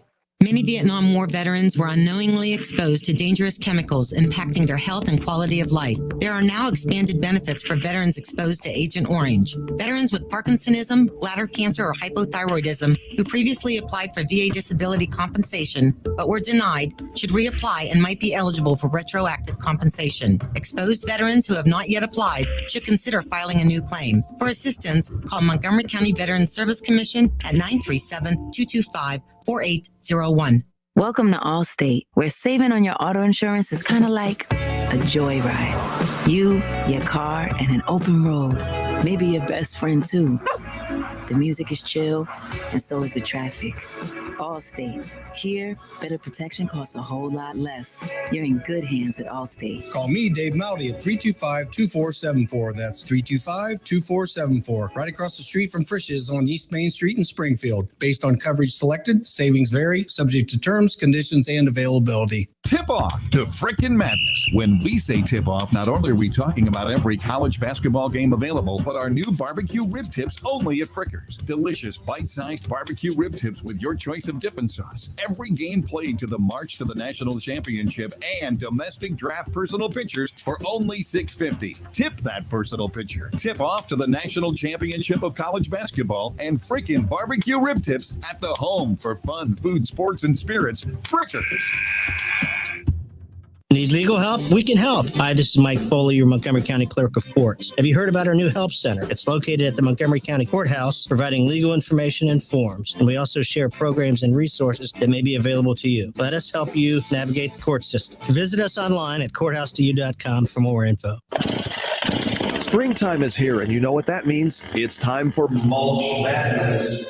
Did you know that too much mulch is bad for trees and shrubs? 2 inches of mulch is plenty. Any more and you risk causing roots to grow up and around trunks, which increases unhealthy stress, shortens tree life, and even keeps moisture from getting down to tree roots. To find out more about mulch madness or to find a certified arborist near you, visit treesforohio.org. That's trees4ohio.org. What's done more to improve overall health and wellness, modern medicine or personal hygiene? Actually, it's both. But considering that bathing went mainstream in the 1800s and brushing your teeth in the 1900s, isn't it time for something new, like cleaning your nose? After all, your nose is the body's air filter for trapping dirt and germs, the first line of defense against allergens, bacteria, and viruses from getting into your lungs. But how do you clean your nose? With Navage. Navage isn't medicine, it's more like plumbing. Navage uses powered suction to pull saline in one nostril to the very back of the nose where germs can get trapped and multiply.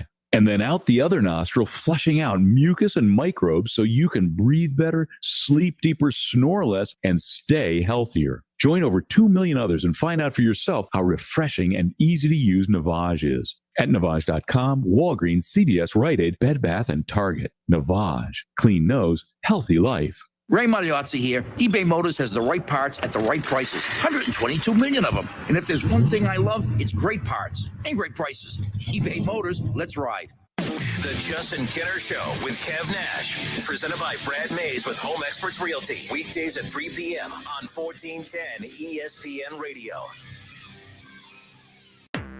Whether you're at home, at work, or in your car, tune in to ESPN 1410 Wing AM or stream us live at wingam.com.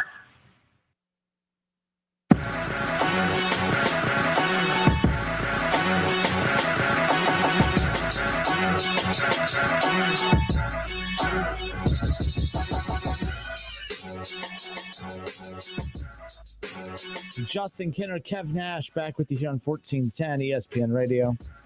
We should take this show to Florida. Ooh. Next winter, though. I'm not going to go to Florida as it's warming up here. The sad thing is, I think it's beautiful outside right now, to be quite honest with you. Speaking of that, it's warming up. It's time for baseball, right? You would think. Maybe. You would think. I feel like we're close. I feel like we're getting closer. Don't get your heart ripped out again. Yeah, because you saw the last time I try to say the right things because I thought so. Like you ever do that where you tell yourself everything's okay and then yes, like it's okay. I know that this is probably going to happen, and then when it happens, then all of a sudden your natural your emotion takes over. So I didn't truly believe that they were going to postpone or cancel games to start the season. Like I truly believed that there would be enough adults in that room to understand the importance of opening day. Like I just don't understand how losing out on opening day was even an option, but here we are. Opening day will not happen as scheduled. So that raw reaction that day on the air, Kev, that was just me pissed off. Like, because it actually happened. from a professional standpoint, we're the home of the Reds here in Dayton. So I was ticked off about that. That impacts us from a revenue thing. Of course, it can all be made up if they make up the games, but it's not the point. It's a snowball thing. There's a lot of things impacted by it, and it's all over a bunch of rich dudes arguing over, well, no, we want to get richer, which I don't blame you, but it doesn't mean that I don't have to sit here and just put up with it, and it is what it is. And I do have to sit here and put up with it because bitching does nothing unless you're Aaron Rodgers. So what? Anyways, Jim Bowden tweets out that the league and the Players Association, they're not that far apart, Kev. They are just $30 million apart in their pre-arbitration pool. It's approximately $8 million per year on the CBT tax thresholds. The Players Association needs more time on international draft issues. Sides are too close to not make a deal. We understand the normal rhetoric from both sides, but it is deal time. Others believe that the extension into this afternoon will carry over into tonight, that they are very close, that they would be very surprised this time if a deal is not done. But I'm hearing a lot of those same things from the last time. You know what I mean? Like with where we were last time. So that's kind of, I don't know how to feel about this. The bottom line is, it's like, okay, I think they realized when they canceled those first two, I think everyone realized, oh crap, I think we screwed up. I think we should get a deal done. I've said this before. I have no clue why, when negotiations stopped that day, why everyone just went home for a few days before reconvening. I know that cooler heads have to prevail, but at the same time, you have to be an adult. How you could be in charge of running two different sides that has millions and billions of dollars on the line, and your answer is, well, we just need to calm down before we talk again. That's just mind-boggling to me. I mean, we deal with smaller budgets here in Dayton, Ohio at a little radio station, and we're not allowed to act like children when it comes to making decisions when it comes to our budget. So why do these guys get to act like that?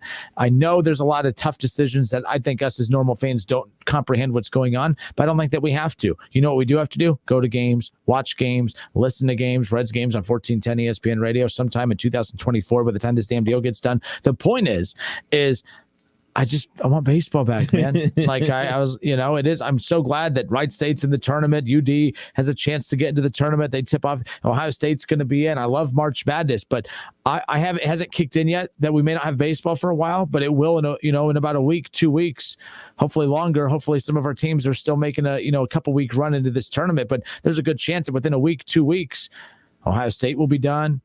UD season will be done. Wright State's going to be done. And then I'm going to be sitting here saying, well, now let's start complaining about David Bell. Oh, yeah, there's no David Bell. There's no Reds. There's no season. There's no opening day. There's no this.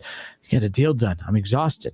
Yeah, you definitely need at least two sports to talk about. Obviously, the NBA season will be getting closer to the playoffs and everything like that, but you need baseball on a daily basis as well as draft coverage because you're right, man. March Madness is about a month long, and most teams don't last a month. You know what I'm saying? Most teams last a weekend, if that. You know what I mean? So content-wise, we definitely need it. As far as them getting a deal done, I'm still skeptical because this is how it always is, man.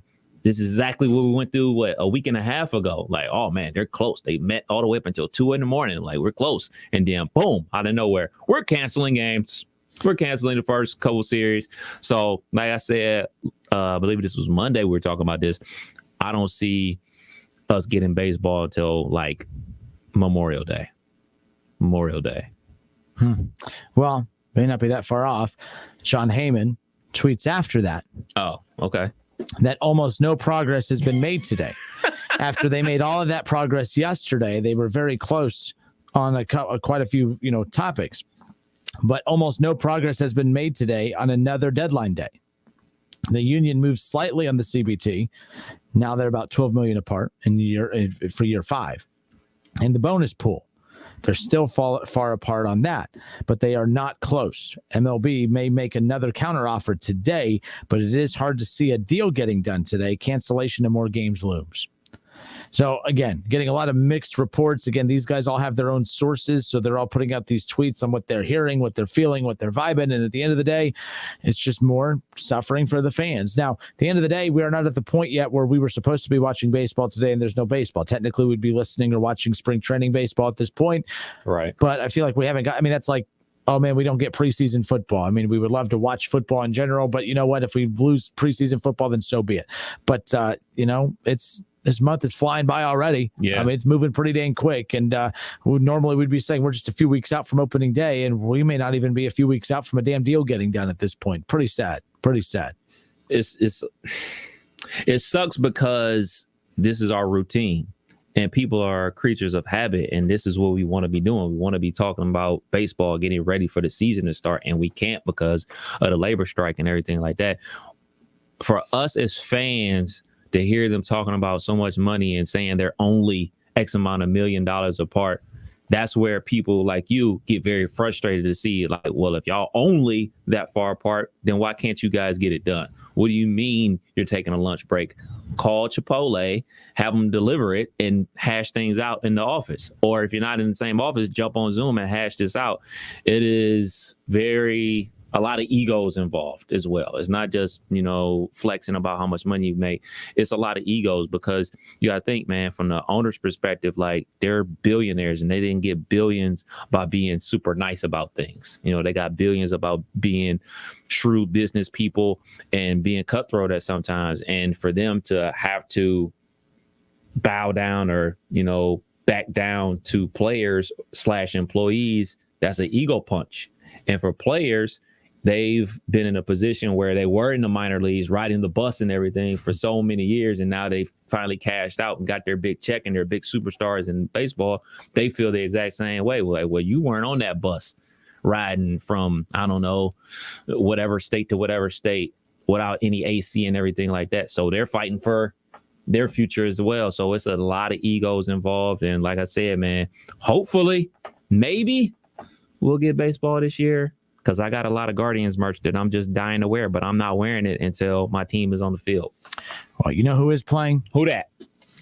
Wright State. They're playing. Hey. They're heading to the NCAA Tournament. Hey. I'm going to be obnoxious as could be about it. I have no problem with it. I have no problem being obnoxious, as you all know. You know That's what? all I'm pretty jacked about, though.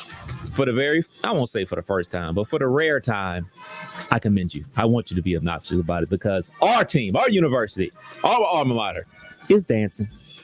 We're dancing. We're dancing. Our ticket is punched. We're just waiting on a plane ticket or a bus ride. Or just, a very cheap car ride. Gas is Uber only, price. $4, Oh, my good. So real quick. Everybody knows my brother lives in Las Vegas. He travels to and from Los Angeles for work. He sent me a picture of gas, $7.15 a gallon. So what I'm laughing at is when I was in Los Angeles last September, Nora and I went to LA, and I'd never been to LA before, and we're driving around town, and I remember somebody was complaining about gas prices or whatever, like back in Ohio, and her aunts looked at us and she goes, "Oh, honey," she goes, "take a look." And look, she pointed at the gas. It was like gas was like $5.12 or something. And I'm like, holy crap, that is a lot. And now we're inching closer and closer. I left Indy last night and I had to fill up for $4.25. I got back to Dayton and I'm like, oh, $4.09. Thank God. It's sad though, because like I got back and I'm like, oh, $4.09. Thank goodness. I'm going to get that gas right there. But by the way, are you that person that if there's two gas stations on opposite corners, one is, let's say, $4.09 and the other one's $4.02, are you going to be one of the morons that is parked out the line for like $4.02? So like that is weird to me. Do the math. You're trying to save $3, $4? Yes, I'm that guy. And I'm also that guy because we have a Sam's Club membership and the wife texted me and said gas was $3.97. I was about to get gas and I was like, well, looks like I'm going to Sam's Club because I'm trying to get whatever deal there is out there. Real quick, Shaw, you've said a lot of stupid stuff before. You're very close to getting blocked. I have no problem blocking you over stupid stuff that you say like that. I'm just throwing that out there. Just saying. Is it on air appropriate or something? Oh, it's on air appropriate, but it's just block worthy. That's all. Okay, tell me during the break. Like Shaw's going to end up like a box of cereal in a Dikembe Mutombo commercial. Just throwing that out there. Shaw, you were doing good until you had to spew that. I'm just throwing that out there. Just saying, don't be dumb. It's a good rule to live by. 518-1410. But no, I can't do that. I don't care. It's whatever's most convenient. If the gas station right here is more expensive, I'm not going to go turn all the way around, wait in line, do all that. That drives me crazy. I go that E85 gas. I take advantage of that. Which, by the way, that used to be a deal. Now it's like, now I'm like jumping up and down to pay $3.85 for gas as opposed to $4.02. I'm just saying. Remember about, I guess this would be like 2 years ago where gas was like $1. Because of COVID and nobody was going anywhere. Oh, was it because of COVID? I thought it was because the orange dude was in office. I thought that's what the simple-minded folk would say. Like, oh no, because the orange guy, he was high on dollar gas. Like that's what he gave us the dollar gas. Because people don't understand how that actually works, right? Just saying. You think that, I mean, people, come on. Like, I don't care if I get in trouble for this. Are you stupid enough to actually think that whoever's leading this country is calling the marathon down the street to say, hey, this is, well, I forget my name at the moment, but come on, Sleepy Joe, you could do it. And then Sleepy Joe says, I feel like charging $4.09 for gas today. And then, the guy at the gas station says, okay, sounds good. $4.09 it is. Yep. Change the prices. And then the orange guy says, you know what? When I take office back here in a few years, we're going back to dollar gas for everybody. Don't be dumb, people. It doesn't work that way. I just don't get it. I think I know what Shaw said. Huh? Now I think I know what Shaw said, going off of your comments. I hope Sleepy Joe calls the gas stations and says, I'm going back to dollar gas. It's as simple as that, right? Isn't that how it works? I would take the dollar gas right about now. Hey, I'd vote for whoever will offer dollar gas. Let's just be, if it really does work that way. We'll be back before I get in trouble. Too late. Might be the Kev show for at least a couple weeks. You never know. Adios. Oh, no, not adios. We still got a lot of show to do. See, I'm all flustered now. I got thrown off. I got the blood pressure kind of start to boil a little bit. Anyways. All right. What's the highest gas prices around town? What gas station did Joe Biden call to raise the prices on? I'd love to know. 518-1410. Want to talk politics? Let's talk politics. What? We'll be back.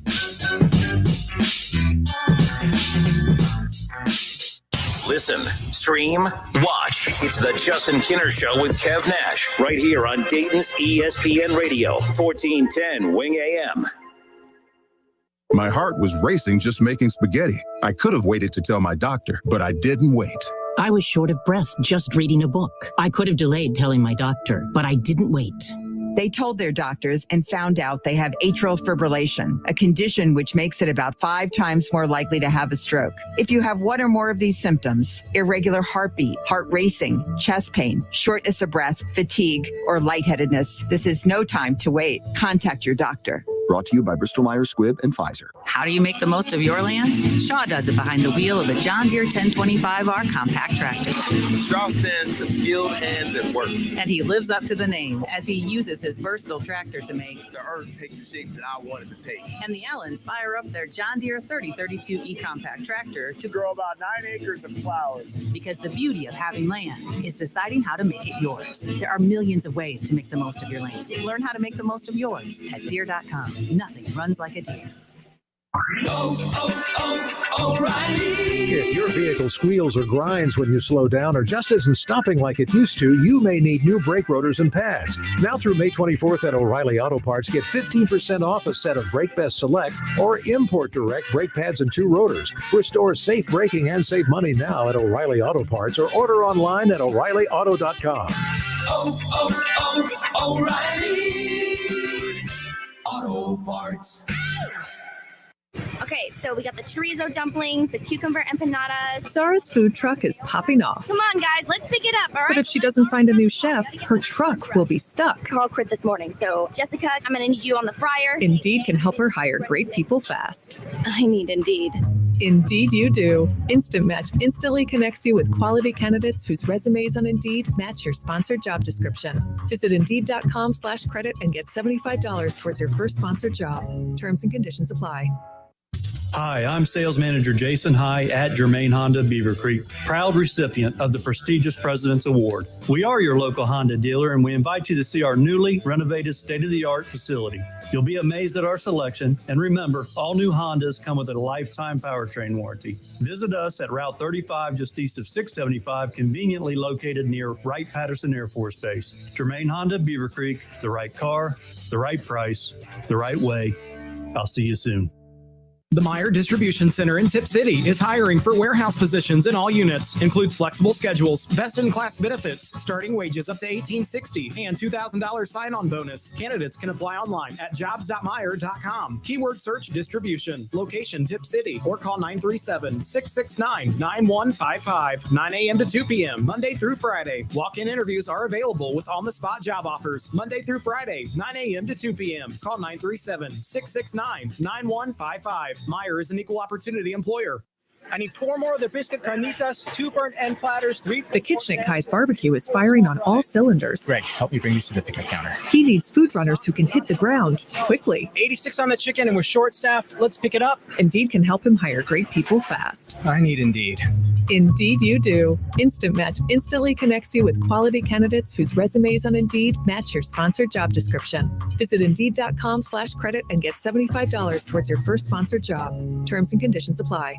Brit Floyd, the world's greatest Pink Floyd show, returns with an all-new production, The World Tour 2022, featuring The Wall, The Dark Side of the Moon, and more. The most ambitious show to date, complete with a stunning new multi-million-dollar light show, iconic circle screen, lasers, theatrics, and more. Believe the hype and don't miss it. Live at Rose Music Center at the Heights on Friday, July 22nd. Tickets go on sale this Friday at 10 a.m. at Ticketmaster.com and RoseMusicCenter.com.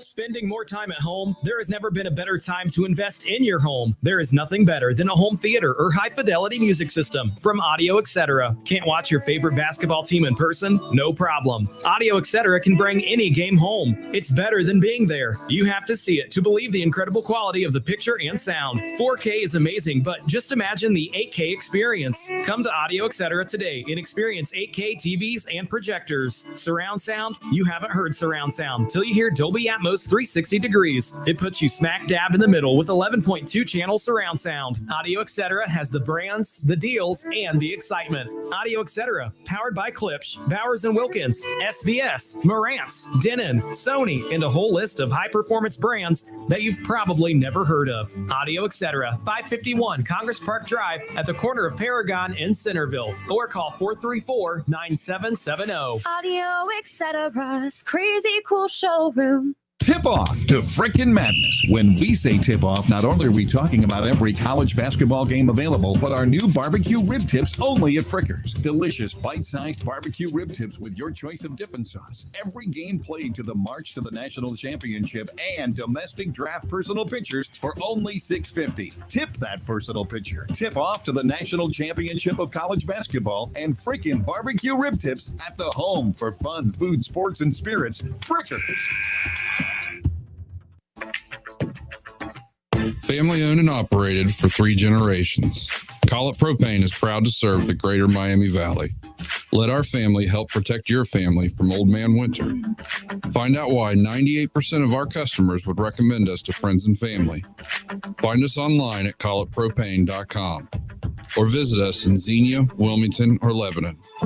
Call It Propane, proudly keeping the Miami Valley warm for over 65 years. When it comes to your credit card, Discover believes in having real people available 24/7 to help answer your questions. Discover, exceptionally common sense. Hey everybody, it's Stephen A. Smith, and everyone knows my feelings on Cowboys fans. But really, Justin Kenner, you're a Cowboys fan and a Browns fan? Good Lord have mercy. I don't know what the hell to do with y'all. I really don't. It's the Justin Kenner Show with Kev Nash. Weekdays from 3 to 6 p.m. on 1410 ESPN Radio.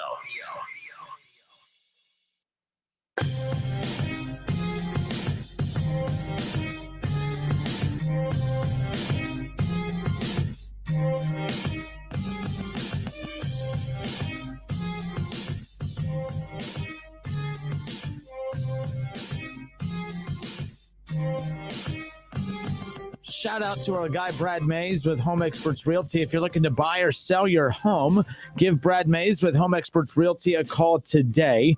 Brad's number is 937-572-7425, 572-7425. Make sure you take advantage of, having someone that we recommend and trust as far as that is concerned. Just last week, in fact, Brad's a good friend of ours, but Tim, as well as a couple of friends, they all came over. We got to sit on the deck for the first time, and we had a couple of adult beverages, smoked some cigars. Saturday, right? Yeah. When it was awesome. 75 degrees outside. Golfed all day, and came back, had some drinks and some cigars on the patio, on the deck or whatever. It was awesome. But that house is the house that Brad helped us get, and I promise you he will be as detail oriented with you as he was with us. So make sure, again, one more time for those watching and just tuning in, give Brad Mays with Home Experts Realty a call today, 572-7425. Dude, real quick. What this is very important. What? Because you were just talking about your house, the patio, smoking stuff. Daylight I smoke cigars. Maybe. Daylight savings time. Cigars, it helps me sleep at night. Wink, wink. There you go. Daylight savings time this Sunday. Days are about to get longer. About to get more daylight. That means you can be on the golf course longer. That means I can get on my bike and get out there. Maybe, on the bike path. Unless that certain annoying-ass golf course in town that likes to say, oh, yeah, there's 5 hours of daylight remaining, but we need your golf cart in right now. Everything. And then they act like they offer you a deal like, oh, but don't worry, you could walk the rest of it. Dude, I'm 30 and fat. What makes you think I want to walk the last 7 holes of this? I paid for the cart. I'm finishing my round with the cart. There's 3 hours of daylight left, and there's an entire line of golf carts over there that you could start washing. I promise you, you will not be done with all them damn golf carts by the time I finish up. Go wash those. Oh, it drives me nuts. Then I pull like, well, we got to take your cart back now. I'm like, well, then give me my money back. Give me my, I mean, what we pay like $15 for the cart. Give me $4 back. I want for $1 a hole. That's right, Uncle Phil. $1 a ball. So yeah, the pool episode. Oh, I remember that one. So, no. It's okay. We'll get to that individual later. Sorry, because I already know what it's about. So, put the appeals in the chat. Scott Campbell had already beat you to it. Jake Whiting, too. He put, oh, no, because, we were getting on the verge of talking politics earlier. I would love to do a politics show. Oh, no. You think I piss people off in sports? Can you imagine what I could do with the emotional political folk out there? Can you imagine, Kev? Oh, yes. I'm here with you every single day. If I can get people to call me the C word over my Bengals opinion, what makes you think that my political opinion couldn't get people to react? I'm just saying. Ooh, I got to talk to our bosses. What if we did? I mean, like Outkick's having some major success with the overlap of sports and politics. I think we could pull that off here on Wing. Who owns Outkick? Is it Clay Travis? Yes. I think it's Clay Travis. Yes. Okay. I don't know, but does he own that? I know he's the face of it. Is he like the Dave Portnoy? I thought he was. I never knew who he was until the year Ohio State beat Alabama in the Sugar Bowl. The year we won the national championship, and he said, yeah, I don't care that Ohio State won. If Alabama played them again tomorrow, I'm still picking Alabama, even though we had just won the game. So from that moment on, I was like, I don't like this guy. And then, I found out about some of his beliefs and everything like that. And I was like, oh, well, makes sense now. No, Shaw says, actually, he sold it to Fox Nation. Makes sense. It does. I'm talking to the boss man tomorrow. Totally makes sense. Politics with Kinner. It's coming your way.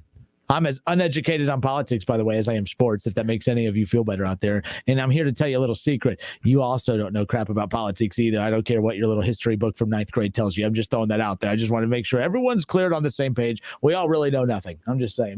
We know what lies are told to us that we are supposed to believe. I'm just throwing that out there. Hey, stick to sports, would you? Stick to sports. Let's talk sports, by the way. I'm not going to do the whole rundown of the updated NFL mock draft, but the mock draft that was released from Todd McShay today, a little bit, a little different.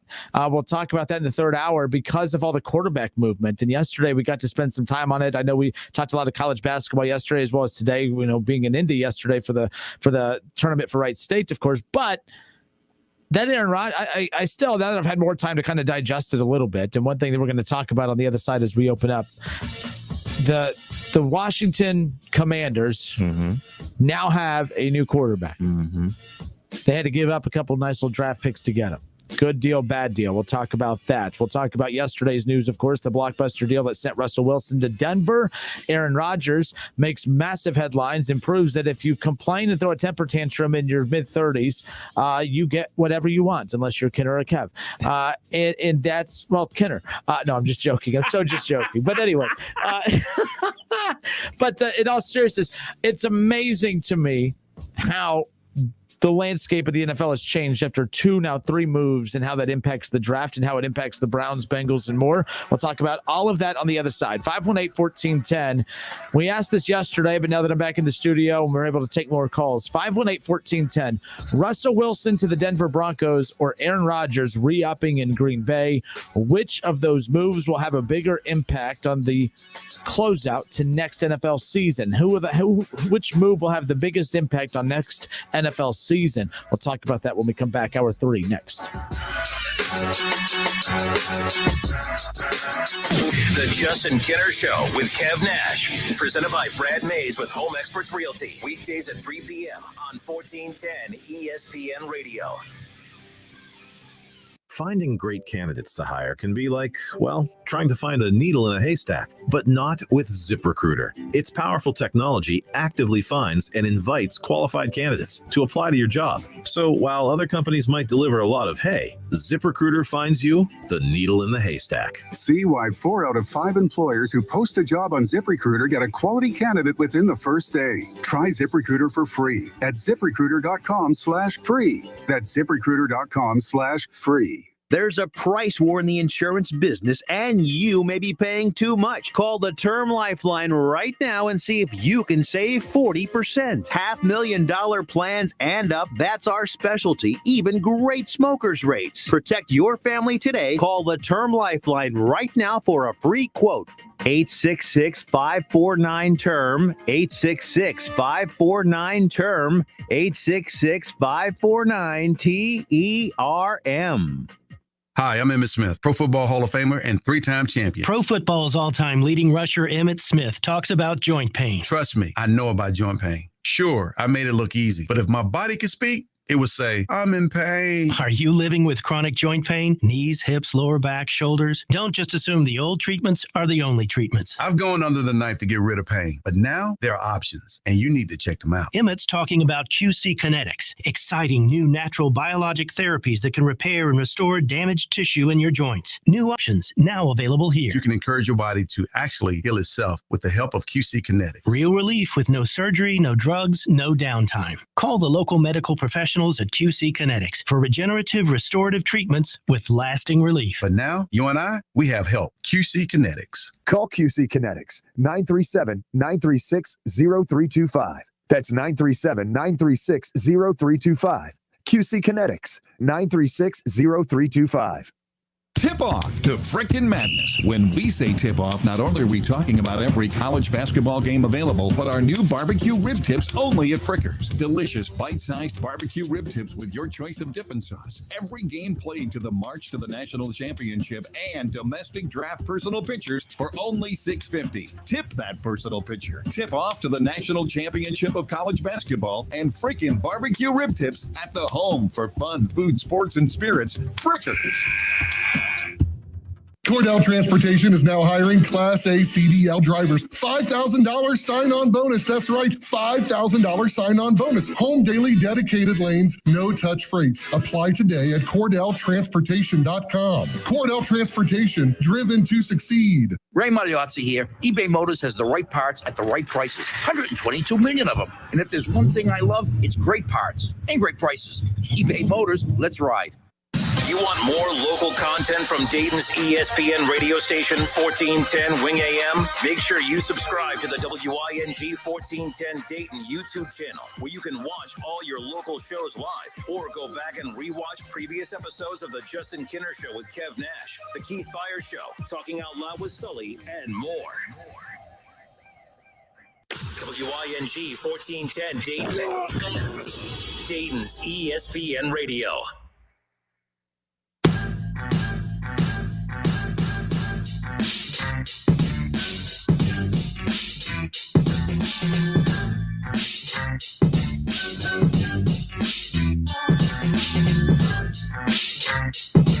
All right, we are back. Justin Kinner, Kev Nash with you here on Dayton's ESPN radio station, 1410 Wing AM. Our bracket challenge will be live at wingam.com beginning tomorrow, so make sure you go and get your bracket registered. Of course, you can't make your picks until this selection Sunday when the bracket is live, of course, but you could at least get your account set up. Perfect bracket wins $1 million. We'll have other prizes we'll be giving away. We'll announce that here in the coming days, but keep that in mind. Starting tomorrow, the WING bracket challenge. Whoever gets the most picks right, of course, wins the contest. We'll announce what the prize is tomorrow, as well as perfect perfect bracket, winning $1 million. But we welcome you in. It's the Justin Kinner Show with Kev Nash. Head to Facebook, search the Justin Kinner Show, like, follow along. Also, like and subscribe to the ESPN Dayton YouTube channel as well. We've talked a lot of college basketball over the last couple of days. Excited for the A-10 tournament to get rolling, at least for the Dayton Flyers, of course. UD finished with the 2 seed in the A-10 tournament, and they're going to be in action coming up on Thursday again. So, keep in mind men's basketball for the Dayton Flyers traveling to Washington for the Atlantic 10 men's basketball championship. Second seeded Flyers will play either George Washington or UMass, and that's not Thursday. I'm sorry, Friday. Ohio State plays tomorrow. So Ohio State plays tomorrow at 9 p.m. 8:15 coverage begins on 1410 Wing AM, and then Friday night is when the Dayton Flyers play. They will, of course, with the 2 seed getting that couple round bye, they will take on the winner of George Washington or UMass Friday at 6 o'clock. So keep that in mind. But yes, they'll wrap up that tournament. We'll find out if the Dayton Flyers are conference champions or not, if they could win their conference tournament, as that will be on Sunday, Selection Sunday at that. But it's going to be a busy one for us here in the area, of course, because Wright State punched their ticket. We're waiting for UD to potentially punch theirs. I think their at-large chances are slim to none, not saying it's impossible. Joe Lunardi does have them, as a bubble team. They're on the last 4 out, I believe, is the last updated report I saw. They are on the first 4 out, I'm sorry. So the last 4 in on Joe Lunardi's bubble: Xavier, Wyoming, Rutgers, and SMU. So the last 4 in are the last 4 in the tournament. They're in the first 4, according to Joe Lunardi. And on the first 4 out, those basically just missing it, just on the outside looking in: Indiana, BYU, Virginia Tech, and Dayton. So Dayton still has a fighter's chance. Of course, they would have to win on Friday, probably win on Saturday. I think that if they get to the A-10 championship game, I'd say we're at about like a 60% chance that they can get in that large. Again, it all really just depends on how many bid stealers there are, how many, how the games around them kind of fall a little bit. Will opportunities arise for them? The bottom line is it just comes down to win the next 3 days. Whoever they're going to play George Washington or UMass on Friday, potentially VCU Saturday, and Davidson on Sunday. But let's be clear, for the Dayton Flyers, if you think back to that Orlando tournament, that tournament, you had to play Miami. You had to play, obviously, your Kansas up, the big upset over Kansas. I won't even say upset. It was just a win. It was a good win. UD's a good team. An upset in the eyes of most, of course, but nonetheless, you had to beat Miami, not of Ohio, of course, the Hurricanes. You beat Miami, Power 5 or a high major team, beat Kansas, then you beat Belmont. I think that 3-day stretch in Orlando, and correct me if I'm wrong, Flyer fans, I think that stretch is way tougher than the stretch that you're about to embark on, whether it's George Washington, VCU, Davidson. I think that 3-game stretch is a lot easier than the 3-day stretch that you had in Orlando. I know we talk a lot about the Flyers' historic, struggles in the A-10 tournament. It's been decades since they've won it. The only time that they've made the NCAA tournament the last few decades has been, of course, getting those at-large bids, and those are tough to earn. But the Flyers, when they look the part, they usually get it. I think they're an at-large team this year. It's not even that they lost against Austin Peay and lost to Lipscomb and lost to UMass. I think they could have afforded one of those losses. It's honest to God. Like, you could have lost to UMass Lowell and Lipscomb, beat Austin Peay, and you're probably okay. You could have beat UMass Lowell, lost to the other 2, probably still okay. You're on the bubble with UMass Lowell, Austin Peay, Lipscomb losses, along with LaSalle. You're on the bubble with those 4 losses. You win one of those. This team's an at-large team right now, but they're in the position that they're in right now because of those, and now they have to win this. So I have all the confidence in the world that they can get it done. I know that history tells us UD's not going to win this conference tournament. Well, history also tells us that a team with all these freshmen and underclassmen aren't going to win 20-plus games, aren't going to finish number 2 in a league that had so many other upperclassmen-led teams. History tells us that a Dayton Flyers team with Obi Toppin that couldn't beat a Kansas team, now with all freshmen and sophomores, beats a Kansas team who's a projected number 1 or 2 seed. Like, history tells us a lot. And UD and Anthony Grant, they're doing the opposite. Okay, I know I'm critical of UD at times. It's because I have high expectations for him, as do you. It's just the difference is I keep my high expectations based on the result. I don't move it around like you guys. When UD wins big games, it's, man, we can make a Sweet 16 Elite 8 run. And then when you lose bad games, it's, oh, well, because we're young. We're young. No, stick to, keep the standards high, old or young. Bottom line. Like it is what it is at this point. So bottom line, high expectations. I think to sit there and act like this is a gauntlet, it's not. You either have George Washington or UMass on Friday, VCU most likely Saturday, and Davidson on Sunday. It's a tough task. It's not impossible. I thought the impossible task was beating Miami, Kansas, and Belmont in the 3-day stretch in Orlando back in November when they were not playing as good a basketball as they are now. Dayton is a million times better now than what they were back in November, and that's when they went on that 3-game run, of course, where they beat Miami, Kansas, and Belmont. So I have all the confidence in the world that the Dayton Flyers could take care of business this weekend, and whether getting the at-large bid or just getting the auto qualifier by winning the conference tournament, what have you, I think UD is dancing as well, and we all know about Ohio State as well. Xavier's in the mix. I can't wait. According to Joe Lunardi, here's the first four. If this was the final bracket, if Lunardi's recent Bracketology bracket was the official bracket, here's who we would get to watch at UD Arena next week for the NCAA first four. The 16 seed matchups would feature Nichols against Alcorn State, and then you would have Wright State, who just won their Horizon League tournament championship last night, going up against Bryant. Bryant has I believe the nation's leading score at about 25 a game. I don't have that kid's name in front of me. Watched Bryant last night. Of course, their fans, they had a huge brawl, at the closeout of that game. And I think that conference too, they still play their conference championships on the higher seeds floor, not in a neutral site, what have you. So either way, that would be an interesting matchup just because it's Wright State. Outside of that, we probably look at the 16 matchups and we just roll our eyes and move on. Rutgers, SMU, Xavier, Wyoming, the other two first four matchups, find that very interesting. The number one seeds, Gonzaga, Baylor, Kansas, and Arizona. The winner, according to Joe Lunardi, between Wright State and Bryant would then go on to San Diego, where they would take on his one seed in that region, of course, Arizona. So that's one interesting fallout there as far as that's concerned. The two seeds, Wisconsin, Duke, continuing to go down the list. Wisconsin and Duke, of course, are right there at the top. So keep that in mind. There's a lot of the ones and twos. There's not really a whole lot of big gap between there. So if Wright State ends up having to play Kansas, here's my fear. We talk about the shadow that exists when it comes to Wright State and when it comes to UD, and it drives me crazy because Wright State can never just seem to get out of that UD's way a little bit. My concern is, because this is typical, Wright State, let's say they don't get the first four nod and they just get pushed right into the fire and they have Kansas right off the bat, the 16 versus the 1. Well, UD's beaten Kansas already. Most 16s get just pummeled by the 1 seed. Well, Wright State won't get that benefit of the doubt around here from most Flyer fans. If they get pummeled by Kansas, even though most 16 seeds do get pummeled by the 1 seeds, it would just be nothing but, they're crap. UD's great. I want them in the first four. I want them to stay away from Kansas. I don't even want that to be a possibility. I'm just trying. I could see so many, getting to UD Arena.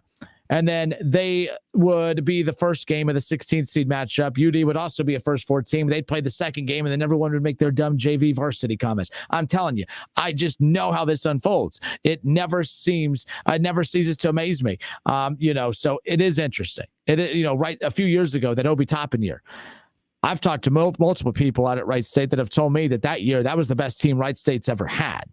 But nobody talked about it because that was the year that there was Obi Toppin and the Flyers, of course. So, Wright State has always had that bad luck, if you will, of any time that they are rolling a little bit or kind of get in a position to get some attention on them, there's something that's overshadowing it. That's not the case here. I remember that year, 2019-2020 season, Wright State was on the road at Northern Kentucky.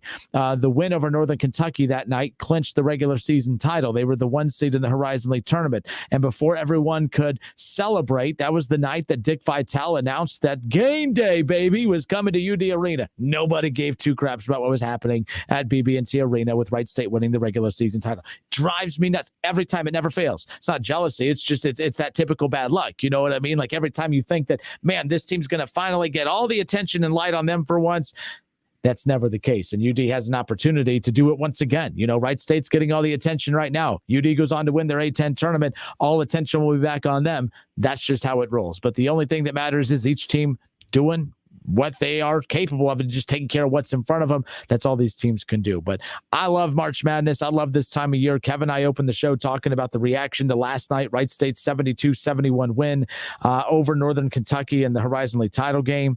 But nonetheless, what a matchup that was. NFL news as we transition over to the world of the National Football League. Kev will join us coming back in a moment. ESPN's Todd McShay did update his latest mock draft, and we'll get into some of that coming up momentarily. But a big move out of the NFL today. We talked yesterday about the Russell Wilson deal that sent Seattle sent Russell Wilson to the Denver Broncos for 2 1s, 2 2s, and a 5th rounder, as well as a couple key players on top of that. A massive haul to get a quarterback that I like Russell Wilson. If the Browns would have got Russell Wilson, I would have been pretty excited about that. Russell Wilson's better than Baker Mayfield. Do I think that the gap between Baker Mayfield and Russell Wilson is as wide as the gap between Baker and Aaron Rodgers? Not even close. Not even close. I think Russell Wilson's a solid quarterback. But I think that what they were able to get, what Seattle got for him, was an absolute haul. And I don't know if he was worth it. Sometimes moves are made whether or not they're actually good enough to fulfill that actual need to take you to that level. But the moves are made to instill confidence in an organization and a fan base. And I think that that's what this has done. But eventually, the talent has to be able to match the expectations. I don't think anyone out there actually believes that Matthew Stafford is better than Russell Wilson, but I actually believe that. I actually believe that Matthew Stafford is better than Russell Wilson. I would take Matthew Stafford over Russell Wilson in a heartbeat. When Kev comes back in, I'm sure him and I will have that debate. I know he's not the biggest Matthew Stafford fan, but if what we just saw with the Los Angeles Rams making a huge gamble by going out and giving up as much draft capital as they did to acquire Matthew Stafford last offseason, that resulted in a Super Bowl. Even if the Bengals would have beat the Rams in the Super Bowl, I would have said that the Matthew Stafford deal had already paid off because of the fact that they were in the Super Bowl because of Matthew Stafford. I know that they've gone to a Super Bowl before with Jared Goff, and they lost a Super Bowl before with Jared Goff. But I know that the results matter, but look the part. Like Matthew Stafford looked the part. The Rams looked the part offensively. Did they look the part in the Super Bowl with Jared Goff? No, they did not. Matthew Stafford's the real deal. My problem with the Russell Wilson deal is that if you were going to make a move, like the Rams knew, we play in a very good division. You saw the fact that Kyler Murray was starting to kind of come into his own a little bit. We know how good the Niners are. They've been to a Super Bowl already with Jimmy Garoppolo. Jimmy Garoppolo was going to be healthy coming into this year. The Niners knew, or the Rams knew that. Seattle had Russell Wilson heading into last season. They knew that they had to make a splash. They knew that they could not go up against even a Jimmy Garoppolo. You're not winning a Jimmy Garoppolo fight. You're not winning a fight against them with the Jared Goff, even though it's Jimmy Garoppolo. You're bringing a Jared Goff into a Russell Wilson fight. You're bringing a Jared Goff into a Kyler Murray fight. They knew that for them to even get to a Super Bowl, for them to even get where they wanted to go, they had to find a way to overcome the depth that they had within the division. That's why they went after Matthew Stafford. That's why they went over to Matthew Stafford. For the Denver Broncos, I look at this division right now. They give up 2 1s, 2 2s, a 5, and some talent to get Russell Wilson. And I don't know how much of a splash it made within their own division, much less the entire AFC. Everyone out there is drooling over this, saying, man, this quarterback, the room in the AFC is absolutely stacked. I agree. Russell Wilson is a big name. I just don't think he is an elite talent. I think Matthew Stafford's a better quarterback. I think if you put Matthew Stafford on the Broncos, that the Broncos are better than what the Broncos will be with Russell Wilson this coming up year. Now, I could be wrong. I've been wrong about many, many things in the past. I'll be wrong about many, many things in the future. I'm not getting all that jacked up about this move for Russell Wilson. Here's why. You go and make that trade. The Denver Broncos give up a haul to get him. What did that do for the Broncos in the division? It moved them up past one team. And maybe not even that. On paper, they are better than the Raiders. Maybe. Okay, this Broncos team is not as good as people think. I know that they have some nice skill players in certain spots. And I know I like that they went out and got the offensive coordinator from the Packers and what was an attempt to try to lure Aaron Rodgers, out of Green Bay and head towards Denver. That didn't happen. So, of course, the second that the Packers announced that they are rolling the dice with the huge contract extension for Aaron Rodgers, it's not a coincidence. The Broncos end up with Russell Wilson. So you bring Russell Wilson over. Is he better than Patrick Mahomes? No. Does Russell Wilson to the Broncos make them better than the Kansas City Chiefs? No. So you failed there. So you bring Russell Wilson to Denver. Is Russell Wilson better than Justin Herbert? I have to say no. Does Russell Wilson going to the Broncos make them better than the Chargers? I have to say no again. So you give up 2 1s, 2 2s, a 5 talent, and you still don't have the best quarterback in the division. You don't have the second best quarterback in the division. You're not the best team in the division. You're not even the second best team in the division. And honestly, you're pretty damn close to being very close to the Raiders and Derek Carr. Russell Wilson's better than Derek Carr, but by how much? By how much? I don't think that this Russell Wilson move all day today. I'm watching First Take. I'm listening to all these shows, and they're just drooling over this move. And I'm like, I think this is one of the more overrated moves that people are talking about. Tom Brady going to the Tampa Bay Buccaneers. He instantly made them better than Drew Brees' Saints. He instantly made them better than the Falcons and the Carolina Panthers. The Bucs without Tom Brady, they weren't better than any of those teams. That was worth it. They didn't even have to spend a lot to get a Tom Brady, right? Like, they didn't even have to spend a lot. The Rams were not better than the Niners. The Rams were not better than the Arizona Cardinals at the time. But the Rams go get Matthew Stafford. They instantly became better than the Cardinals. They instantly became better than the Niners, and they were better than the Seahawks. That was a big-time move. If you're going to make a splash, it better be a big enough move that's going to make you better than the teams in your division and the teams around the NFC or AFC. I don't think the Broncos did that. Let's look at the AFC South. The Denver Broncos without Russell Wilson. They were already better than Houston. They were already better than Jacksonville. They were already better than, or they weren't better than the Colts. The Colts moving on now. Like, the Colts, I think, have a better overall roster right now. They're going to have to get some skill players. But are the Denver Broncos right now with Russell Wilson better than the Colts? I think so. But are they better than the Titans? No. Russell Wilson doesn't make the Broncos as good or better than the Titans. So you're only better, if not even, with the one team in your division.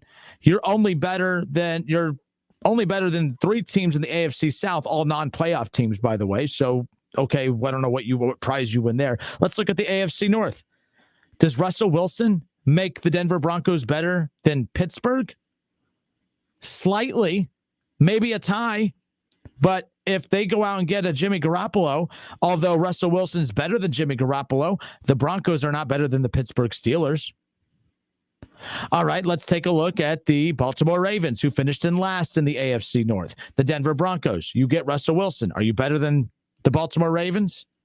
I will take Russell Wilson over Lamar Jackson. I know that might shock some people because I like a quarterback that can throw, but but are the Broncos better than the Ravens? No, they're not.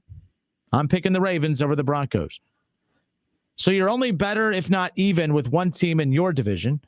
You are better than 3 non-playoff teams in the AFC South, one of the worst divisions in football, but not better than the number 1 seed in the playoffs last year, the Tennessee Titans. So, okay, you give up 2 1s, 2 2s, a 5 to still be worse than the Titans. Okay, makes sense.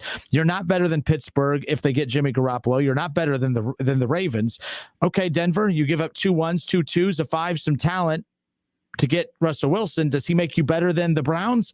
No, he does not. I do not think that the Broncos are better than the Cleveland Browns. I think when Baker's healthy and they get that wide receiver room full, which they will do with that defense, I will still take Baker Mayfield, Nick Chubb, Kareem Hunt, Austin Hooper, and Njoku and company. In that offensive line, I will take that entire Browns team over Denver.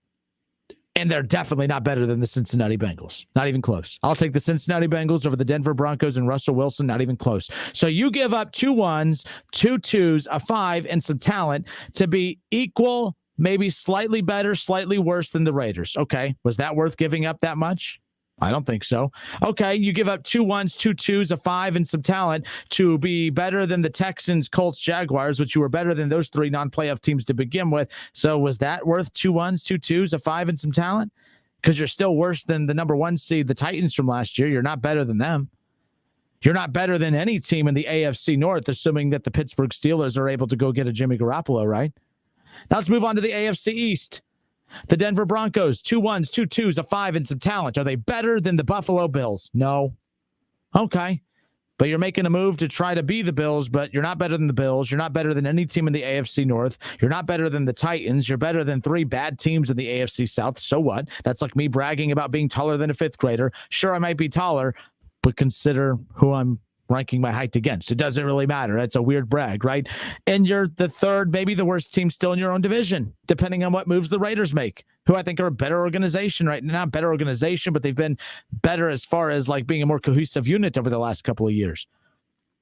It's been 11 quarterbacks between when Peyton Manning won them their last Super Bowl and them acquiring Russell Wilson. 11 quarterbacks, different quarterbacks. Denver's not a great franchise right now. I know they've been able to sprinkle in some Super Bowls. They're better than most. I get that, but I'm not going to give them the benefit of the doubt that because they get Russell Wilson, they're better. So they're not better than the Bills. Okay, they're better than the Miami Dolphins. Maybe. I mean, the Dolphins are an absolute train wreck right now because of everything that happened with Brian Flores. But I'll give them that. Fine, they're better than the Broncos or than the Dolphins. Are the Denver Broncos better than the New England Patriots? I can't go there. They're better quarterback. Are they better than the New England Patriots? They're not better coached. They're not more disciplined. I've seen Russell Wilson lose big game after big game in late season. Sure, he wins you a lot of games. He's like Dak Prescott. He just doesn't win you the big ones. So you're not better than the Patriots. You're not better than the Bills. Oh, but you're better than the non-playoff Dolphins. You're better than the New York Jets. Okay, so far, every team that made the playoffs last year or would have made the playoffs if they were healthy, the Broncos, how did they improve? I've never seen a team give up as much as they did to acquire a top 10 quarterback in the eyes of most and still not move up the ranks. They're not better than the Chargers. They're not better than the Chiefs. I think they're pretty even par with the Raiders. They're not better than anybody in the AFC North. Maybe the Steelers, and that just depends on if the Steelers can get Jimmy Garoppolo. Okay, so you're better than the Texans, Colts, and Jaguars, 3 non-playoff teams. Super. You gave up 2 2s, 2 1s, a 5, and talent to be better than the Jags, non-playoff Colts now with no quarterback. You gave up all that to be better than the Houston freaking disastrous Texans. That's what you did. You gave up all that to be the third, maybe the worst team in your own division, be better than the Texans, Colts, Jaguars, not improve enough to be better than the Titans. You're not better than anybody in the AFC North. And, okay, well, congrats. You're better than the Dolphins and Jets. Yeah, sorry. Not really sold on the Denver Broncos. I'm sorry. Pam, if you're listening, I love you, but I can't. I don't know what this does for Denver. I really don't. I do not think that Russell Wilson is as good as what people say. I know he's very good. Better than Baker? Yes. If the Browns got Russell Wilson, would I be chirping? Yes. But I'm more so chirping about Russell Wilson if the Browns got him because of the O-line, because of the run game, because of the defense. That's why. Defense is very good in Denver. Super. I need to see it first. I'm just not sold. I think they're still the third best team in their division.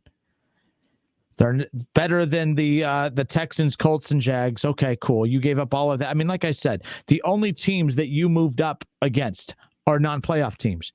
There's not one playoff team from last year or playoff contender from last year that the Russell Wilson move to Denver made them better than. Maybe the Steelers. Maybe. And that's a big maybe.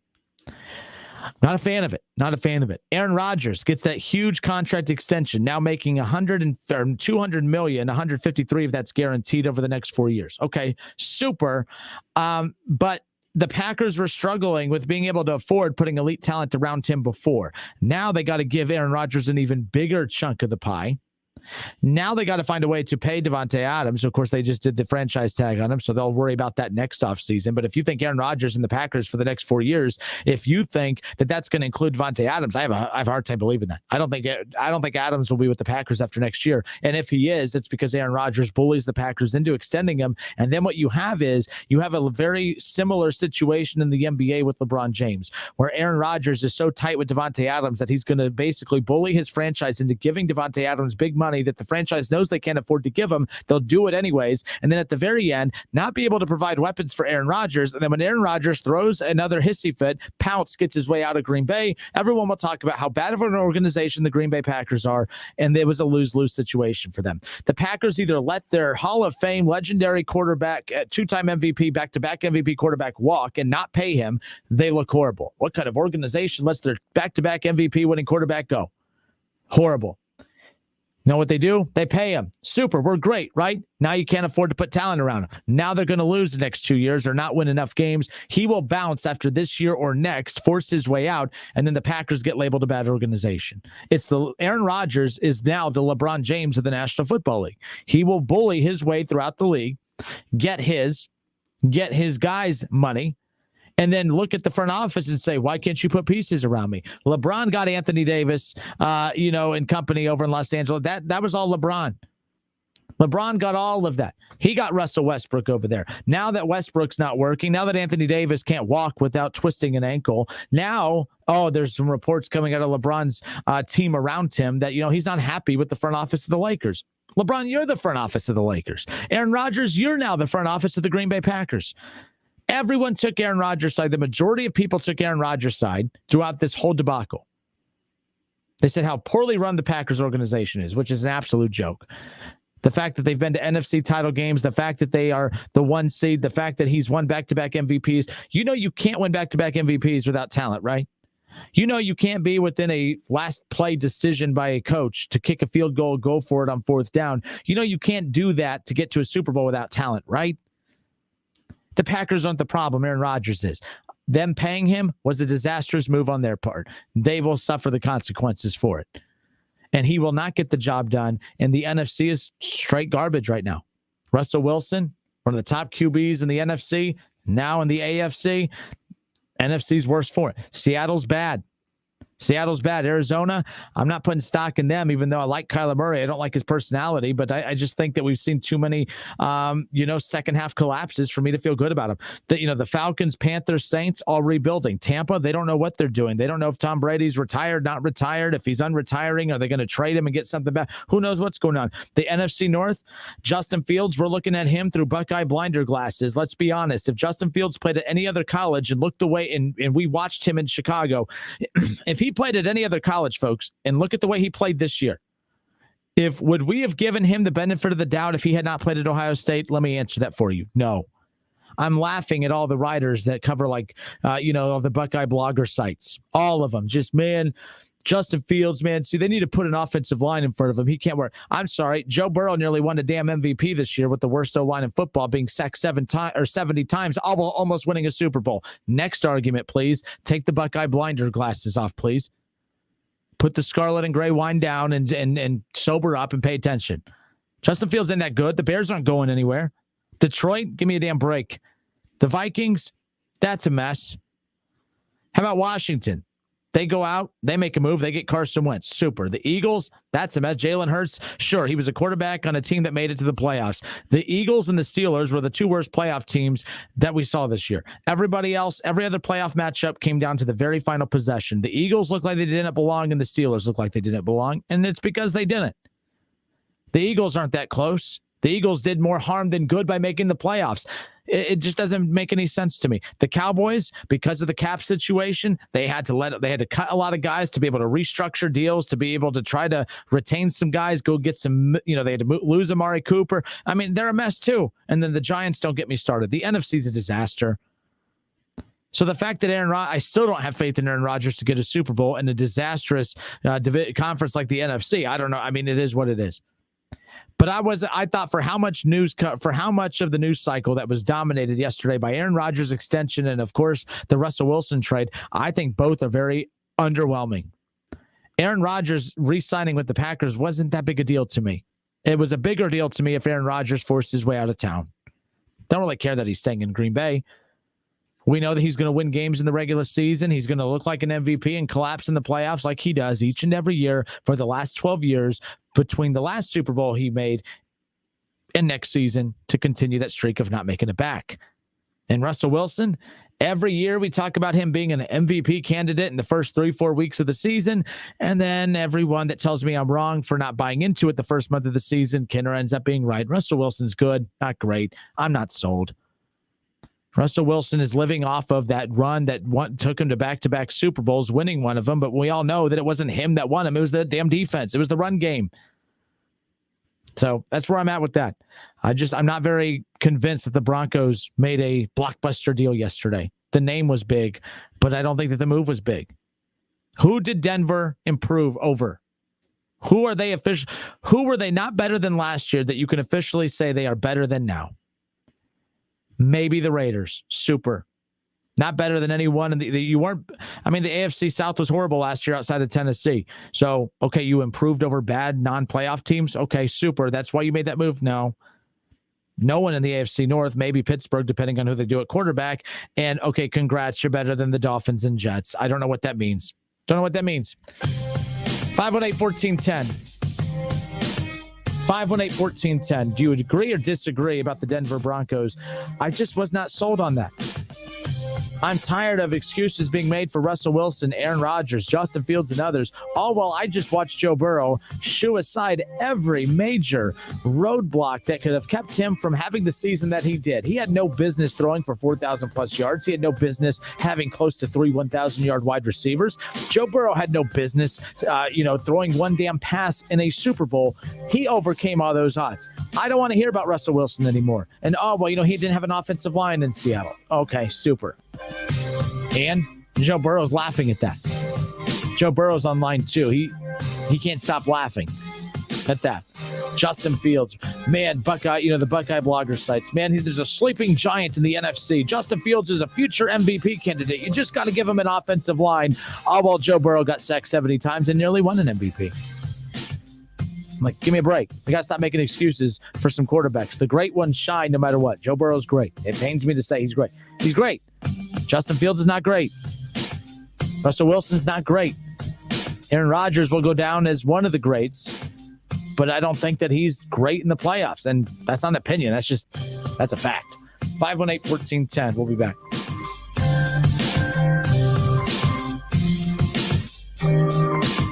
It's the Justin Kinner Show with Kev Nash. Justin, you're awesome, baby. Right here on 1410 ESPN Radio. ESPN 1410 Wing AM weather. This afternoon will be partly cloudy, a high near 45. Tonight's going to be mainly clear, a low near 30. And tomorrow's going to be partly cloudy, a high near 50. I'm Pete Spybeck for 1410 ESPN Radio. This is a special alert to all Americans who own a vehicle with less than 200,000 miles with an auto warranty about to expire or with no warranty coverage at all. Due to a decline in the economy, CarShield is announcing a low-cost month-to-month vehicle protection plan that is now available to the public to save any driver out-of-pocket expenses on future auto repairs. Call now to find out how you can pay almost nothing for covered auto repairs. Yes, you heard that correctly. Pay almost nothing for covered auto repairs. An open phone line has been established for all drivers to call for a free quick quote. Call 800-484-5131 now. Drivers who are covered will not have to pay for covered repairs again. This protection plan is at an all-time low. Additionally, drivers who activate this vehicle protection today will also receive free roadside assistance, free towing, and car rental options at no additional cost. Call us for your free quick quote today. 800-484-5131. That's 800-484-5131. What do you have to lose? Call 800-484-5131. Again, 800-484-5131. Liberty Mutual Insurance Company presents and Doug. Check it out, Limu, a roadside carnival. Step right up, folks. Test your strength. Come see the fire-breathing baby. Let's fan out and tell people that Liberty Mutual customizes your car insurance so you only pay for what you need. Look, an emu wearing sunglasses. Limu, you're famous. Only pay for what you need. Liberty, liberty, liberty, liberty. How do you make the most of your land? Shaw does it behind the wheel of a John Deere 1025R compact tractor. Shaw stands for skilled hands at work. And he lives up to the name as he uses his versatile tractor to make the earth take the shape that I wanted to take. And the Allens fire up their John Deere 3032E compact tractor to grow about 9 acres of flowers. Because the beauty of having land is deciding how to make it yours. There are millions of ways to make the most of your land. Learn how to make the most of yours at Deere.com. Nothing runs like a Deere. Timothy's Bar and Grill on Brown Street are huge supporters of the Dayton Flyers. Whether you're one of the 13,000 fans cheering on the Flyers at UD Arena or one of the hundreds of fans packed inside Tim's on game day, there is only two places that you can feel the passion of the Flyer faithful more than anywhere else. Timothy's Bar and Grill is also a sponsor of the Justin Kinner Show with Kev Nash in the afternoons and the Talking Out Loud Hour on Thursday nights with Sully. Timothy's Bar and Grill on Brown Street. Go Flyers. When your roommate borrows your car every day, it might be a blind spot.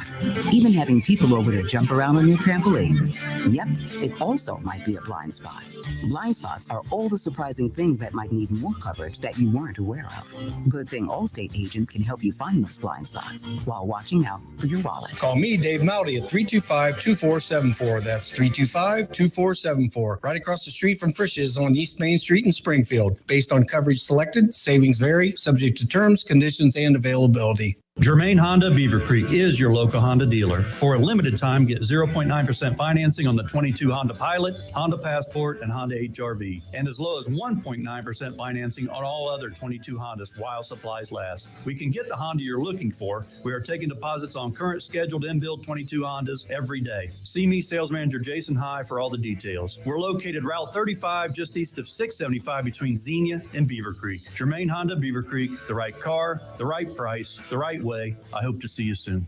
Rob's Beer Barn is stocked with the newest seasonal beers and refreshments. That means Rob's Beer Barn has you covered for all your needs, including for the big basketball tournament and St. Patrick's Day parties. At Rob's, you can find all the ice-cold refreshments you'll need. Craft, imported, local, and seasonal beers, fine wines, snacks, and ice. Plus, Rob's has new apparel. Call, walk in, or drive through for last-minute items. Stock up today. Rob's Beer Barn on Indian Ripple Road at Darst, just a mile east of the green. Rob's Beer Barn, just look for the Beaver. Listen to this station anytime, anywhere on Odyssey. Odyssey is your new audio home for all the music, news, sports, and podcasts that matter to you. Odyssey. That's AUDACY. Veterans, were you exposed to harmful burn pit smoke while serving overseas? The Department of Veterans Affairs has recognized and is providing benefits to veterans who suffer with asthma, rhinitis, and sinusitis as a result of burn pit exposure. If you served in the Southwest Asia Theater of Operations or Afghanistan, Uzbekistan, Syria, or Djibouti and suffer from any respiratory illnesses that you believe is a result of exposure to burn pits, contact the Montgomery County Veterans Service Commission at 937-225-4801. Homestead Feed and Supply is proud to introduce a new product line straight from Texas. Stock Show Secret Products and Flex Appeal. Make your project look the best. Only available at Homestead Feed and Supply. New Carlisle. Tell them the Colonel sent you. Want to find out what handheld perfection tastes like? Just stop by Lee's Famous Recipe Chicken today for a flawless family feast with the 12-piece strips meal at a great price. Get 12 premium tenderloins that are freshly marinated, honey-dipped, hand-breaded, and cooked to crispy perfection, along with 3 large sides, 6 fluffy biscuits, and 4 of your favorite Lee sauces. This is dippable chicken done right. Get the best in boneless chicken with the 12-piece strips meal at a great price. Only at Lee's, famous for chicken. Ray Magliozzi here. eBay Motors has the right parts at the right prices. 122 million of them. And if there's one thing I love, it's great parts and great prices.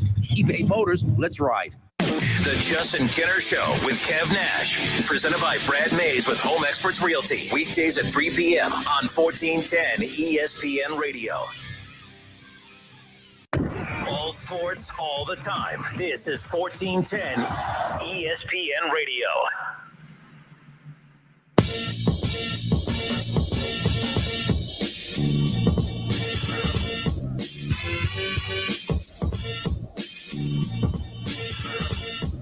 All right, we are back. Justin Kinner, Kev Nash. Kev back in here with us. And Kev, here's the thing. What up, though? You left for about 10 minutes, and you let me go on a rant that I know that you would have kept me in check for. So, what did you say? The short version.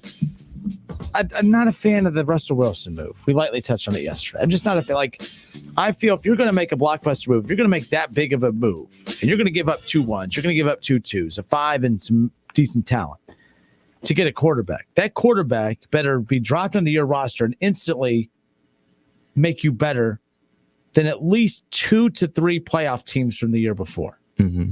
And I don't think that they've done that. I'm not sold, and I know you and I are on different spots on this. I am not sold at all on them being, I still think they're the 3rd best team in their division. I know you disagree with that. But if you look at and of course my mother freaking computer decides to do this, it's just always the worst timing with this stuff. You look at the NFC as a whole, or the AFC as a whole right now. Mm-hmm. Like you're going to make big moves like that. And I'm not sure how much better they got. last year, were they a quarterback away from being a playoff team, but a Super Bowl contender? If you put Russell Wilson on that Broncos team last year, they a Super Bowl contender? I don't know.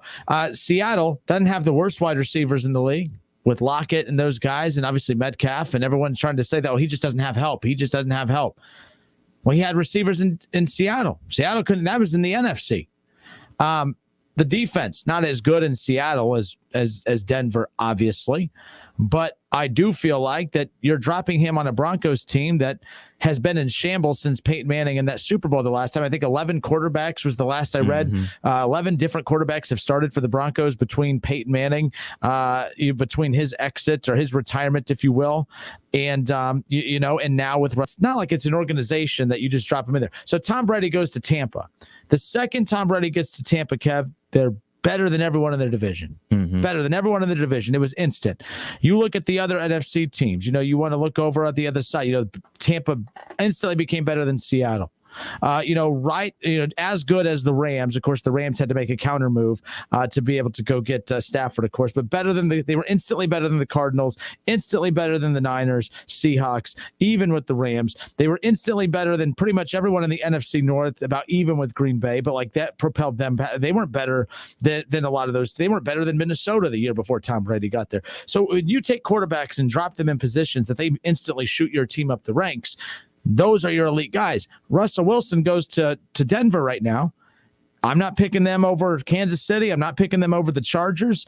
I like Carr and the Raiders. I would like to give the Broncos the nod, but it's not a significant enough nod that I can sit there and say, man, that was definitely worth the 2 1s, 2 2s, a 5, and some talent. The AFC South. Okay, super.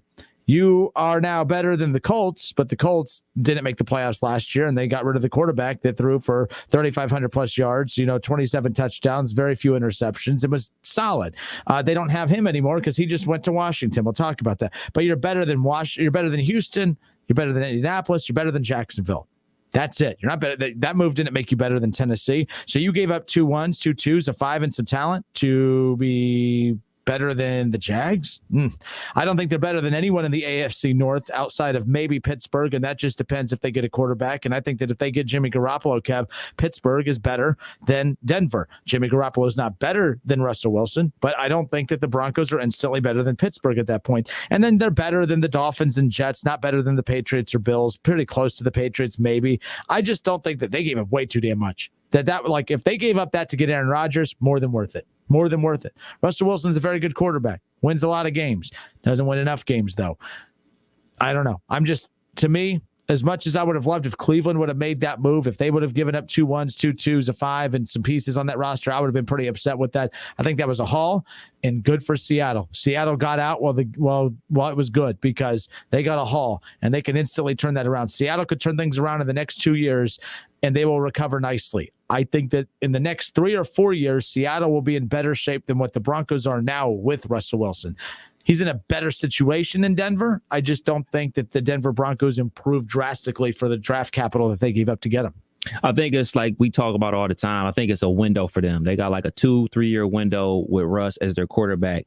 And they went 7-10 last year with Teddy Bridgewater and Drew Lock at the quarterback. So you plug him in, you're expecting to go 10-7 as opposed to 7-10 and everything like that. And a 10-7 record for the Broncos should get them into the playoffs and everything like that. So I'm not necessarily relying on Russell to be the best quarterback in the AFC West or anything like that. I'm making him better than the guys that you had before. And you are a competitive team with below average quarterback play. So now what are you going to get with very good quarterback play? And you still have that defense and everything like that. And then obviously you got free agency in the draft, yada, yada, yada. But I think he makes them a lot better than what they were last year. And I really think that you're looking at the AFC West, I think they have hands down the best defense out of all those teams. I mean, as much as we love Justin Herbert, who's going to be out here making these decisions to go for it on 4th and 20? Like, are they still going to be doing that crazy nonsense? Or the Raiders, is Derek Carr going to have to pull another freaking win 8 out of 9 games to make the playoffs again? Like, that's a lot. And I know a lot of people talk about like, well, is he better than this quarterback? Is he better than this quarterback? What about Josh Allen? What about Burrow? you don't have to play them all. You don't have to play all these quarterbacks. You just play maybe 2 or 3. Look at the Cincinnati Bengals. They only had to play one elite quarterback to make it to the Super Bowl. So that happens a ton of times. The Bengals didn't have to play Josh Allen and Patrick Mahomes. They play a good quarterback in DC, Derek Carr. They play a below average. Well, yeah, I'm on your train now. I'm going to call Tannehill below average after that performance he had. And then they obviously play potentially the best quarterback in the league and Patrick Mahomes and got to the Super Bowl and everything like that. It's not the NBA where you play everybody. You just play who's on your schedule, and especially in the playoffs, you only have to win 3 or 2 games to make it to the Super Bowl or even make it to the AFC Championship. I just think with him and his decision making, without the turnovers, with the ball security, his ability to move the pocket and everything like that, I think their offense takes a jump, and I think their defense stays the same. And they were top 10 last year, top 5 or top 10 defensively. I think that piece alone just makes them that much better, because I think he's going to make their defense much better because they're not going to be punting a million times. Damon Hahn says the Browns have no wide receiver. Broncos D is comparable to the Browns, and Love Williams is a second-year running back with Melvin Gordon still. Damon's, a fan of what the Broncos They're did. going to cut Melvin Gordon. Yeah, and the thing is, too, Russell Wilson comes over, they're going to have to make some cuts now, on top of the pieces that you had to give up with all the draft. The Broncos, and that was and by the way, I don't think I'm that crazy for saying this. People were saying, too, the big criticism about the Broncos going after Aaron Rodgers is not many people believe that if Aaron Rodgers went to Denver, that wouldn't have made them Super Bowl contenders. So if Aaron Rodgers wouldn't have made Denver Super Bowl contenders, I'm definitely not saying Russell Wilson makes them a Super Bowl contender, at least on my side, because there were some, question marks. We know that on paper there's good wide receivers in Denver, but we'll find out just how good. Yeah, Jerry Jeudy didn't have any touchdown catches last year. That's alarming. So, and you could say, well, didn't have anyone to throw him the ball. That's fair. Mm-hmm. OBJ looked horrible in Cleveland. Goes to Matthew Stafford. Looks like the OBJ of old. Okay, maybe that's what it is. I'm willing to give that the benefit of the doubt. But, Cleveland is much more than just their quarterback. They're not built around the quarterback. They're built around that offensive line, the run game, the tight ends, and the defense. They're built around quarterback play and wide receivers. And I don't think that the wide receivers are that elite. And you look at the elite of the elite. I mean, right now, the fact that the Chiefs have Travis Kelce and Hill and Patrick Mahomes, and yet they're still trying to go after some of the top wide receivers out there. I mean, that shows you right there, you have to have weapons. The Browns you are right, though. Jarvis is probably out. Mm-hmm. You didn't land Calvin Ridley because he landed on the the suspended for the season list, of course. The gamblers list. The gamblers list, if you will. Him and Pete Rose hanging out, signing autographs in Vegas, I'm sure. Williams, of course, with the Chargers, I believe, re-signed. So that was one. Allen Robinson could potentially be a get, but the Browns aren't going to get enough playmakers to come in that are going to make that much of a. That's one reason why, by the way, for those criticizing the Browns for keeping Austin Hooper, Kev, they're keeping Austin Hooper at this point because they have no choice. That to me, the fact that they are keeping Hooper, who's a very good blocker, by the way, it's because I don't think the Browns are confident that they're going to be able to get enough wide receivers or playmakers to come. Even if you get a Garrett Wilson, you're going to get a Garrett Wilson. You're going to have Donovan Peoples-Jones. You're going to have Njoku. And that's one reason they're keeping Hooper. Hooper's very good in the red zone because that, to me, signifies that they're willing to pay $20 million into the tight end position alone. Right. And that's because, and I feel like if they actually thought they had a chance at getting a big name wide receiver in free agency to come their way, that they would have moved on from Hooper, and they're not. That says a lot right there. Yeah. I dig what you're saying. I mean, as far as the Browns are concerned and their need for a big-time wide receiver, I mean, Amari Cooper's out there. Would you want Amari Cooper? I mean, there's a lot of wants. It's just realistically, is Amari Cooper going to go to Cleveland? Amari Cooper is rumored for, that's the Kansas City rumor I read earlier today. Okay. Kansas City's going to restructure some deals to go after Amari Cooper. So there's that. There's the Juju Smith-Schusters of the world. I don't want him in Cleveland. I just don't. I'm not a fan of that because he's going to ask for a lot of money. Talent-wise, not bad. He could definitely help. Juju's not bad, but he's going to ask for some change. And I don't want the Browns to invest change into him. I just don't. It's just not where – and I don't think he would go there. I think there's a reason he avoided Baltimore last year. He wanted to go to an offense that he was going to be the featured wide receiver. that's not going to be Cleveland as far as that's concerned. So who knows? Who knows? But good stuff today. That does wrap it up for us. It's the Justin Kinner Show with Kev Nash. Shout out to Chris Collins, voice of the Raiders, taking time and hanging out with us here today after Wright State wins the Horizon League Championship last night and now goes on to their fourth NCAA tournament appearance in program history. According to Joe Lenardi, Wright State potentially heading to the first four. Woohoo! Never thought we'd see Wright State play at UD Arena because the athletics department over there, they're too chicken blank to play Wright State. But it doesn't matter. Wright State might play at the Nutter Center next week, potentially, depending on where they fall when it comes to the selection Sunday. I'm excited for that. But what a win last night. I'm exhausted. I'm ready to get home and go to bed. I'm pretty tired. I'm exhausted too. So, all right, folks, that wraps it up for us. Have a great night. We'll do this again tomorrow. Keep in mind, tomorrow, Ohio State basketball in the Big Ten tournament. The Dayton Flyers will be in action on Friday. March Madness is officially off and rolling. It's here. Have a good night.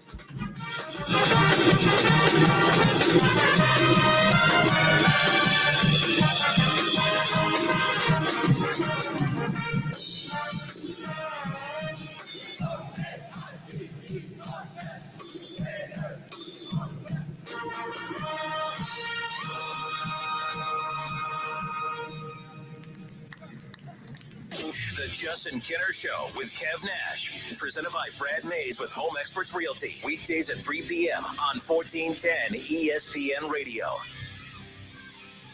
Hello, it's John Kozik, founder and president of TurboTrack Realty, and I buy houses as is fast for cash. Call me today for an all-cash offer on any of your properties, and we can close within days at 614-470-2000, 614-470-2000. Do you own a property that's outdated and needs thousands of dollars in repairs? Great, I'll buy it. Give us a call today for an all-cash offer at 614-470-2000, 614-470-2000.